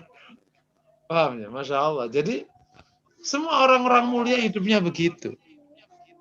Akhirnya, tapi apakah kita hidup begitu? Ya enggak. Kenapa? Karena kita disuruh Rabbana atina fid dunya hasanah fil akhirati. Kalau faktanya akhirnya diuji di apa? kita jalan. Bahasa Arab. Jadi pahami insya Allah ya. Alhamdulillah. Jadi kesimpulannya jangan sakit, gitu. Sehat. Tapi gimana supaya diampuni dosanya? Istighfar yang banyak. Insya Allah diampuni oleh Allah lewat istighfar yang banyak. Allah alam bisa. Ada pertanyaan? Ada 3 pertanyaan Ustadz di chatroom. Kita masih punya waktu sekitar sampai 9.40 insya Allah ya. Ini yang pertama adalah bagaimana dengan ayat yang berbunyi fasobrun jamil, kesabaran yang indah. Ini maksudnya seperti apa Ustadz? Oke. Sabrun jamil langsung aja kita jawab ya. Apa mau 3? Karena ini sepertinya berkaitan Ustadz. Masih tentang yang kedua adalah bagaimana terkait sabar dalam menghadapi ujian, apa yang perlu kita berdoa, agar diberi kemudahan. Kemudian masih terkait sabar tadi, dalam menghadapi ujian yang berasal dari orang yang berakhlak buruk, apakah boleh kita berdoa agar Allah menimpakan musibah kepada orang yang berakhlak buruk tersebut? Masya Allah. Sabrun jamil itu istilah luar biasa. Sabar yang indah. Ini memang beberapa penjelasan. Salah satu penjelasannya adalah ketika orang sudah pada posisi sabar yang tinggi, ketemunya indah. Gitu. Kalau kita misalnya menggunakan pendekatan tingkatan sabar, itu sabar yang kedua itu sudah jamil gitu. Jadi kesabaran yang sudah dinikmati oleh pelakunya, gitu. Kan sabar pertama kali itu kan berat bagi pelakunya. Itu namanya as-sabru billah. Tapi sabar tingkatan yang kedua itu adalah sabar yang indah. Jadi kalau ungkapan cubitan sang kekasih itu justru indah. Betul nggak kira-kira? Waktu awal-awal nikah dulu kan dicubit sama suaminya misalnya. Itu kan nggak sakit kan. Sekarang kalau udah 25 tahun dicubit melotot langsung. Gitu. Sama misalnya diguyur air waktu awal nikah, itu indah. Sekarang, baru guyur air. Gitu. Itu sudah nggak indah lagi. Nah, sabrun jamil itu sebenarnya sabar di mana orangnya sudah merasa indah dengan kesabarannya. Kalau menggunakan pendekatan tingkatan sabar, karena sudah as-sabru lillah. Sudah sabar karena mahabbah kepada Allah. Sudah ada dimensi mahabbah. Wallahu a'lam bishawab.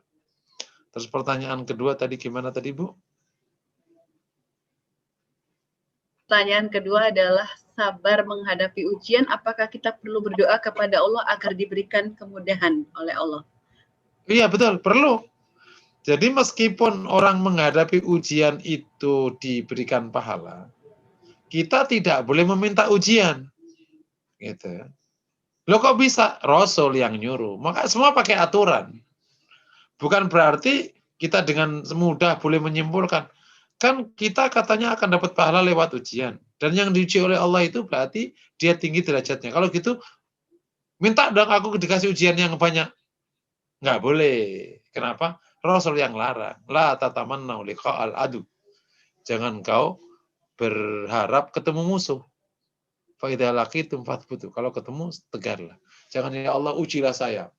Ngetes kemampuan saya. Nggak boleh, itu sombong. Nggak boleh. Terus mintanya gimana? Minta afiat. Itfa'annal bala wal waba wal amut. Udah. Allahumma na'udzubika minal kufri wal faqr. Berlindung kepadamu dari kekafiran dan kefakiran. Minta berlindung. Bahwa faktanya nanti diuji oleh Allah urusan harta, usaha nggak jalan-jalan, ini apa, beban banyak. Ya, itu disabari. Nanti insya Allah Allah akan kasih solusi. Insya Allah. Yakin aja, insya Allah. Berbagai macam cara, Allah lebih tahu tentang kita daripada siapapun. Karena Allah pencipta kita, dan Allah nggak bisa dibanding dengan siapapun. Jadi tetap meminta kepada Allah perlindungan, solusi, sebagaimana Rasul juga minta perlindungan dan minta solusi, tapi juga siap menerima ujian. Wallahu a'lam bishawab. Padahal yang ketiga tadi apa, Bu? Yang ketiga itu tadi kalau ada orang yang buruk, berakhlak buruk, kemudian minta dapat ujian dari orang tersebut, apakah kita boleh mendoakan agar dia ditimpa musibah? Oke, pada dasarnya mendoakan orang itu harus doa baik. Ya, pada dasarnya ini adab mendoakan orang. Tapi pada fase tertentu, batas tertentu, kita diizinkan mendoakan buruk atas orang karena kedolimannya. Nah, tapi ini memang sangat terbatas. Dasarnya karena Rasul pernah mendoakan buruk dan adab pada sebagian kaum, gitu. Terus misalnya doa Rasul kepada Abu Jahal yang pada waktu perang Badar, itu jelas itu buruk, doa buruk. Boleh. Tapi ini memang ada ukurannya. Sebagian besar doa Nabi itu doa baik untuk umatnya. Nah, misalnya terkadang sampai doa laknat gitu. Boleh, ya kalau memang pada ukurannya. Gitu. Nah, sekarang apakah yang berbuat buruk sama kita itu sudah pada ukuran kita mendoakan buruk padanya? Nah, ini yang perlu diukur. Karena kan faida tata'alaikum fa'tadu alaihi bima tata'alaikum. Kalau kau aniaya sama orang, maka kau boleh balas. Tapi seperti itu balasannya persis. Khawatir nanti kalau kita kelepasan batas, malah kita yang zalim pada mereka. Misalnya gini, kamu disakiti, cuman misalnya diambil duitnya 100.000. Sakit hati, ya Allah, buatlah dia jatuh miskin. La ilaha illallah. 100.000 masa jatuh miskin, kegedean anunya. Gitu. Khawatir nanti kita zalim. Gitu. Khawatir. Jadi di konteks ini perlu diukur. Gitu. Nah, di konteks itu maka ada beberapa kiai menyarankan doanya bukan doa buruk, tapi doa minta keadilan. Istilahnya gitu, misalkan gitu, disakiti orang terus bilang, ya Allah sebuah melembung itu si si busung itu perutnya kan kalau zaman dulu gitu kan. Kalau nggak bisa balas akhirnya doa aku doain busung lapar kamu, busung lapar, busung melembung. Itu si perutnya enggak, ya Allah kau tahu apa yang diperbuat seorang padaku. Aku serahkan kepadamu, berikan keadilanmu padanya. Gitu. Kadang doanya gitu. Berikan keadilanmu padanya. Jadi minta keadilan Allah. Supaya Allah yang membalas. Kenapa? Karena aku tidak mampu. Tapi aku nggak terima dengan keadaan ini. Gitu. Tapi ya ala kulli hal ini mungkin istiadat ulama-ulama. Supaya terhindar dari keburukan. Tapi ya ada perasaan dapat keadilan dari Allah SWT. Gitulah kira-kira gitu. Meskipun ya tentu di dunia ya bukan tempatnya kan. Nanti di akhirat kan. Ya di dunia ini ya bonus atau sanksi istilahnya, bukan adab ya, hanya sanksi aja. Kayak ibarat kalau orang tidak nyakitin temennya maka distrap di depan gitu. Tapi nggak sampai dihitung, wah ini nggak lulus, ini nilainya jadi D gara-gara nyakiti temennya. Enggak, ya udah kalau nyakiti nangis, sini nangis, strap sini aja. Nggak sampai harus dibawa ke pengadilan macam-macam gitu. Wallahu a'lam bishawab. Baik Ustadz, masih ada satu pertanyaan dari live YouTube. Bagaimana bersabar dalam amal jama'i? Tafadhol. Iya, ketika bersama orang ya, terutama di dalam kerja-kerja dakwah atau kerja-kerja profesi, kan artinya Muslim harus bisa kolaborasi, sinergi, dalam bahasa Arabnya namanya amal jama'i. Nah, karena banyak orang ya pasti banyak pikiran, banyak keinginan. Sekaligus juga berarti akan ada variasi sikap, ada yang bagus, setengah bagus, ada yang julid, ada yang namanya orang. Nah, di konteks inilah kita harus sabar sampai bisa ketemu kolaborasi yang tepat. Ya, kalau di teori team building itu pertama kali pasti tahap pengenalan, saya itu baru konflik. Gitu. Harus ketemu konflik, harus bisa dilewati konflik itu bentuk kesabarannya. Sampai nanti bisa sabar ketemu performan namanya. Sebuah tim yang sudah performan, nah, gitu. Nah setelah performan, nah itu bagus. Nanti sudah dikeren lagi, nanti dibangun lagi sampai performan lagi, gitu. Itulah bentuk kesabaran kita beramal jamaah. Wallahu a'lam bishawab. Tafadhol Ustadz, masih ada 2 pertanyaan nih. Apakah mau dibacakan satu persatu dulu? Saya tanya kepada Ustadz. Oke, saya teruskan dulu materinya ya Bu. Baik, insya Allah. Tafadhol. Poin keempat, tingkatan sabar. Ada 3 tingkatan sabar itu. Yang pertama, as-sabru billah. Sabar dengan pertolongan Allah. Ini maknanya apa ini? awalnya nih orang itu kayaknya nggak sabar, tapi terus berusaha, ya Allah kuatkan aku, ya Allah kuatkan aku. Akhirnya Allah berikan padanya kesabaran. Itu namanya sabar dengan pertolongan Allah.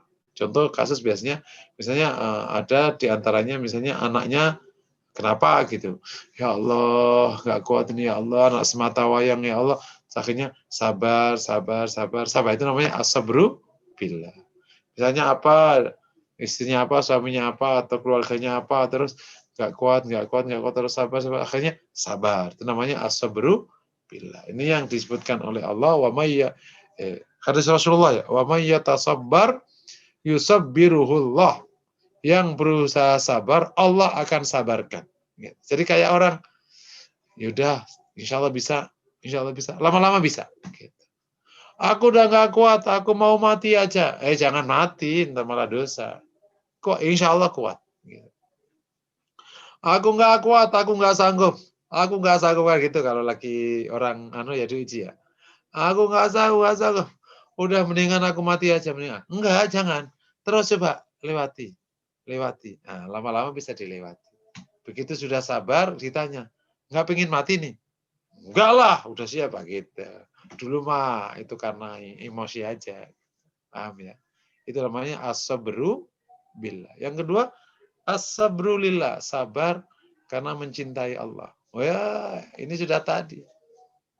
Gitu. Karena kalau Allah, ada hadis yang membuat kita worry. Innallaha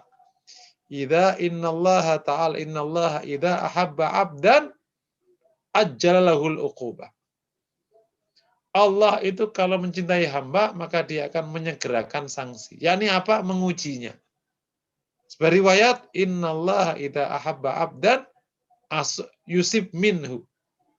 Allah itu kalau mencintai seorang hamba akan mengujinya. Nah, ini repot kita ini. Jadi diuji. Itu yang bisa menjelaskan salah Rasul itu apa. Salah ini apa. Diuji terus, Masya Allah. Salah Rasul apa? Nggak ada salahnya. Salah Nabi Yusuf itu apa? Nggak ada salahnya. Salah Maryam itu apa? Nggak ada salahnya. Makuntu ya. Ibu bayangkan orang seperti Maryam kayak apa? Wanita yang dari awal diwakafkan oleh orang tuanya menjaga Baitul Maqdis. Ini kan? Gitu. Muharrara itu namanya. Jadi ayahnya Maryam itu kan bernadar kalau nanti punya anak akan diwakafkan untuk ngurus Baitul Maqdis. Ternyata lahirnya perempuan. Masya Allah, gimana? Dan akhirnya menjadi wanita yang ada di masjid di Baitul Maqdis. Nggak kemana-mana. Tiba-tiba hamil, bayangin aja. Makuntu bagi, ya saya bukan pelacur. Gitu. Nggak disentuh laki, terus akhirnya punya, akhirnya Masya Allah jadi perkara besar. Akhirnya sampai menggetarkan, korma kan. Gitu. Apa salah Maryam? Kan? Ya justru karena jadi orang yang dicintai oleh Allah, Allah uji. Gitu. Apa salah Nabi Ibrahim? Ya ada. Mereka para nabi yang soleh sekali. Jadi itu namanya as-sabru lillah. Sabar karena mencintai Allah. Kenapa? Ya karena memang Allah mencintaimu. Jadi makanya engkau diuji. Maka cintailah Allah. Gitu. Nah, karena dia mencintai Allah, maka Allah mencintainya. Sabarnya menjadi nikmat. Itulah sabrun jamil. Wallahu a'lam bishawab. Bisa jadi itu. Yang ketiga, as-sabru ma'allah. Sabar bersama Allah. Maknanya, sabar bersama Allah itu adalah sabar dengan seluruh keputusan Allah dan hukum Allah. Karena inti dari sabar itu bertindak benar itu. Sehingga karena dia mencintai Allah, sudah menikmati, akhirnya dirinya ini sudah persis dengan keputusan Allah. Sudah sama. Disuruh diam-diam, disuruh maju-maju. Gitu. Ini bagusnya apa sabarnya? Diam, ya udah diam aja. Suruh jawab, jawab. Suruh pergi, pergi. Suruh tidur, tidur. Nah, itu namanya as-sabru ma'allah. Waktu Rasul sebelum diizinkan melawan, ya udah diam aja. Dilempari batu, diam aja. Dilempari kotoran, diam aja. Karena perintahnya suruh diam, ya diam aja. Kok bisa? Ya udah. Dia dirinya sudah persis dengan keputusan Allah. Gitu. Sudah kayak dicetak oleh Allah. Itu namanya as-sabru ma'allah. Masya Allah. Bisa dipahami ya? As-sabru billah, as-sabru lillah. Yang terakhir, as-sabru ma'allah. Ada pertanyaan? Dipersilakan. Nanti terakhir mungkin tip ya, Li ya. Tip-tip praktis agar Allah berikan kita kesabaran. Wallahu a'lam. Oke, silakan, ada pertanyaan? Ya, baik Ustadz, ada 2 lagi pertanyaannya. Yang pertama, kalau dizolimi lalu kita membalas, apakah yang membalas itu masih dalam lingkup sabar? Tergantung tingkat balasnya. Kalau balasnya itu dihitung sesuai dengan syariah, oh bagusnya saya membalas nih. Supaya apa? Menghentikan kedolimannya. Dan balasnya diukur. Tidak melampaui batas, itu masih dianggap sabar. Tapi kalau balasnya karena isti'jal, buru-buru, tanpa diukur, tanpa dihitung, apalagi melampaui batas, itu sudah masuk kategori tidak sabar. Wallahu a'lam bishawab. Satu lagi terakhir Ustadz dari chatroom ini. Ustadz, apakah jika kita sedang diuji kesabarannya, kemudian kita menambah ibadah-ibadah kita berikhtiar dan berdoa, tetapi tetap menyerahkan solusinya kepada Allah dengan berdoa mohon diberikan solusi yang terbaik, apakah kita disebut pasrah, bukan sabar ya? Berarti mohon pencerahannya, Ustaz. Oke. Dalam salah satu sikap, itu tidak selalu hanya ada satu sikap yang muncul. Satu event itu. Bisa jadi 4-5 sifat. Kata tadi misalnya, ada masalah. Itu sikapnya hanya sabar. Enggak. Sabar masuk, tawakal masuk. Terus bisa jadi apalagi yang bisa masuk? Ridho masuk, qanaah masuk. Apalagi? Zuhud masuk. Apalagi? Macam-macam. Gitu. Bisa jadi satu event itu 4-5 sikap boleh. 4-5 makom ya, bisa masuk. Oh, bahkan bisa 7, 8, 9, 10, bisa masuk semua satu event. Wallahu a'lam bishawab. Ya, saya kira pertanyaannya sudah semua terjawab, Ustaz. Kalau memang mau dilanjutkan materinya, tafadhol. Oke, jadi tadi ya kita sudah jelaskan tingkatan kesabaran ya. Tentu kita semua berharap kita bisa belajar dari sabar tingkat pertama. Sabar tingkat pertama ini perlu dilatih sampai bisa. Gitu. Nah, ini lagi-lagi ngomongnya perlu terus perlu diusahakan ya. Ngomongnya gampang ya, tinggal latihannya. Sabar terus. Makanya kita dapati anak-anak yang lahir dari keluarga misalnya agak kurang mampu atau di daerah yang penuh keterbatasan, nggak ada listrik, nggak ada apa, ya dia biasa misalnya gini. Kalau ada mati lampu, anak kota teriak, anak desa nyantai aja karena biasa tergelap. Nggak kira-kira. Ada orang makan nggak enak, teriak. Tapi memang kalau udah biasa makan nggak enak, biasa aja. Emang dia dari dulu emang latihannya makan sama kerupuk, sama sambal, udah biasa dia. Nah, itu namanya asabrubillah itu. Itulah gunanya dalam pendidikan keluarga itu diperlukan dinamika. Supaya latihan asabrubillah. Gitu. Sama dengan apalagi orang nggak pernah ditinggal sama suaminya. Ditinggal sehari kalang kabut. Tapi ada orang yang tinggal setahun nggak kalang kabut dong. Suaminya nggak pernah pulang. Di laut kan, pelaut. Gitu. Nah, itu jadi dia akhirnya bisa sabar billah gitu. Dengan proses latihan. Itu salah satu hikmah kenapa para nabi itu sejak kecil hidupnya susah. Misalnya. Jadi hampir nggak ada nabi yang dari kecil terus kecuali Nabi Dawud sama Nabi Sulaiman. Selebihnya dari kecil karena memang diasah oleh Allah SWT. Gitu. Rasul kecil bapaknya udah nggak ada. Ya. Gede dikit ibunya nggak ada. Tinggal sama paman. Terus akhirnya tinggal sama orang. Terus gitu. Jadi angon kambing. Jadi sejak kecil sudah memang dia mengalami dinamika hidup. Gitu. Itu perlu diupayakan. Semoga akhirnya kita bisa sabar kepada lebih tinggi lagi sabar lillah, Masya Allah. Kita bisa sabar billah aja udah bagus banget. Beberapa tips sabar ya. Ya tentu dengan izin Allah, semoga Allah berikan kita kesabaran. Yang pertama, banyak berzikir kepada Allah. Gitu. Karena dorongan ketidaksabaran itu sebenarnya adalah setan atau amarah atau nafas, hawa nafsu. Nah kalau banyak zikir itu jadi kayak tentram gitu. Jadi kalau ibarat orang sabar itu kan orang nggak tentram, goyang gitu loh. Sabar itu kan kuat, nahan gitu. Nah kalau zikirnya kuat biasanya nahannya kuat. Gitu. Mau nangis jadi nggak jadi nangis, mau marah jadi nggak marah gitu. Karena udah biasa. Kok bisa ya kamu terima? Ya biasa aja, emang hatinya sanggup gitu. Hatinya tuh sanggup menerima kayak gitu. Ibarat kayak air ya. Kalau air itu selaut dimasukin bangke 100 bangke kan biasa aja nggak tampak. Tapi kalau air itu sebaskom kecil, ada bangke cicak aja langsung bau kan gitu. Nah, kalau kita terus banyak berzikir itu size kapasitas batin kita itu menguat gitu, melebar. Jadi sanggup aja.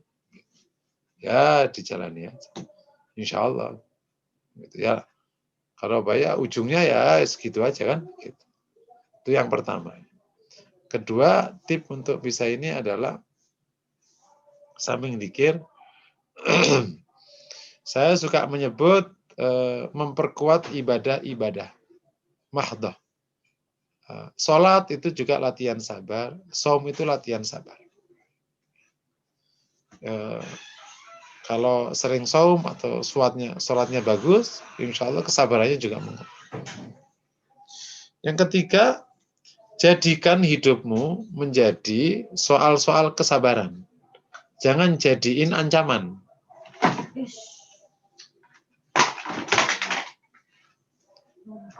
Cara memandang ini membuat kita bisa berbeda sikap. Kalau kau jadikan hidupmu sebagai sekolah kesabaran, ya akhirnya kau jadi latihan.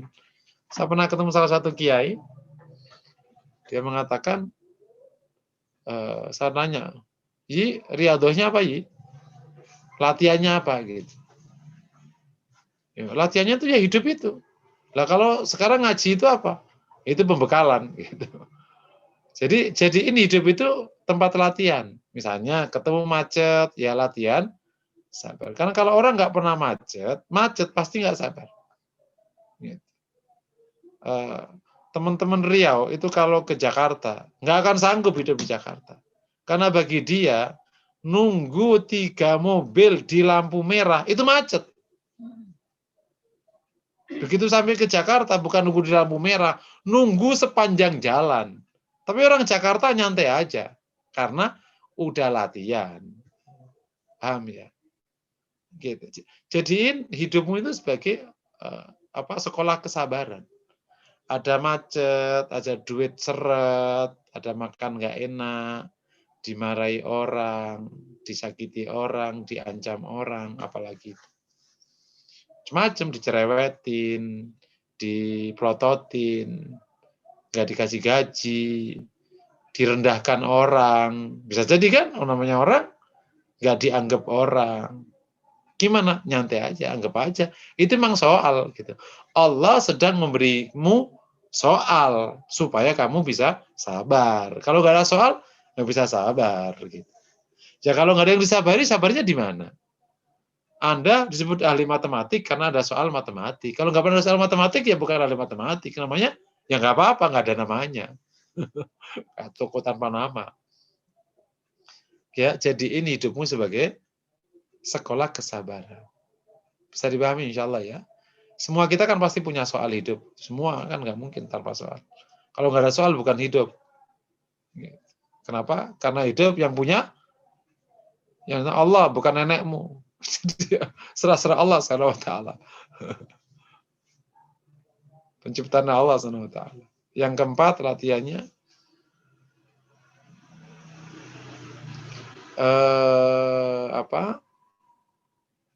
kita nyebutnya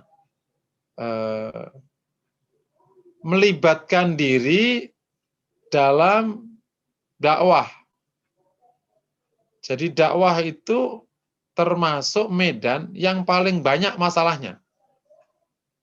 Lebih banyak daripada rumah tangga masalahnya. Bahkan lebih banyak daripada pekerjaan. Kalau pekerjaan itu masalahnya nggak nyampe target, atasan sadis, temen julid, apalagi itu, gaji terlambat, nggak banyak. Nah kalau dakwah itu Masya Allah, seputaran dunia nih isinya masalah semua. Nah, kalau ada di situ lama-lama keasa, oh ngadepin orang kayak gini. Jadi ini tip mengasah kesabaran sebenarnya di dalam dakwah itu. Makanya ibu-ibu misalnya gini ikut jadi pengurus, wah ini pesertanya 72, gimana supaya bisa naik jadi 100, jadi 200. Nah, itu kan lama-lama harus tahan tuh. Gitu. Nge-WA-in ke orang, dibilangin, udah kebanyakan WA banyak gratis, sudahlah. Udah kebanyakan grup, sorry ya Bu. Terus, ya baru sekali sakit hati, langsung tipes, misalnya gitu. Ya, tapi kalau udah biasa ditolak sama orang, kita nge-WA orang, Bu, nggak usah sok suci, biasa aja. Oh siap, gitu. Udah nyantai aja. Besok ketemu biasa aja, gitu. Nggak sakit hati, ya emang nggak sakit hati kan. Saya suka mengatakan gini, kenapa barang itu ditusuk pisau kok luka? Karena dia barang padat. Tapi kalau barang cair ditusuk pisau, luka enggak? Enggak luka. Nah, hati mukmin itu kayak air, ditusuk enggak luka. Jadi kenapa? Kenapa sih kok diprototin orang biasa aja? Gitu. Naik mobil, dikelaksonin orang. Woi, kita biasa aja. Kenapa enggak sakit hati? Enggak sakit hati. Karena hatimu udah kayak air, ditusuk enggak luka. Tapi kalau hatimu kayak apem, kayak gemblong, kayak apa ditusuk luka karena keras.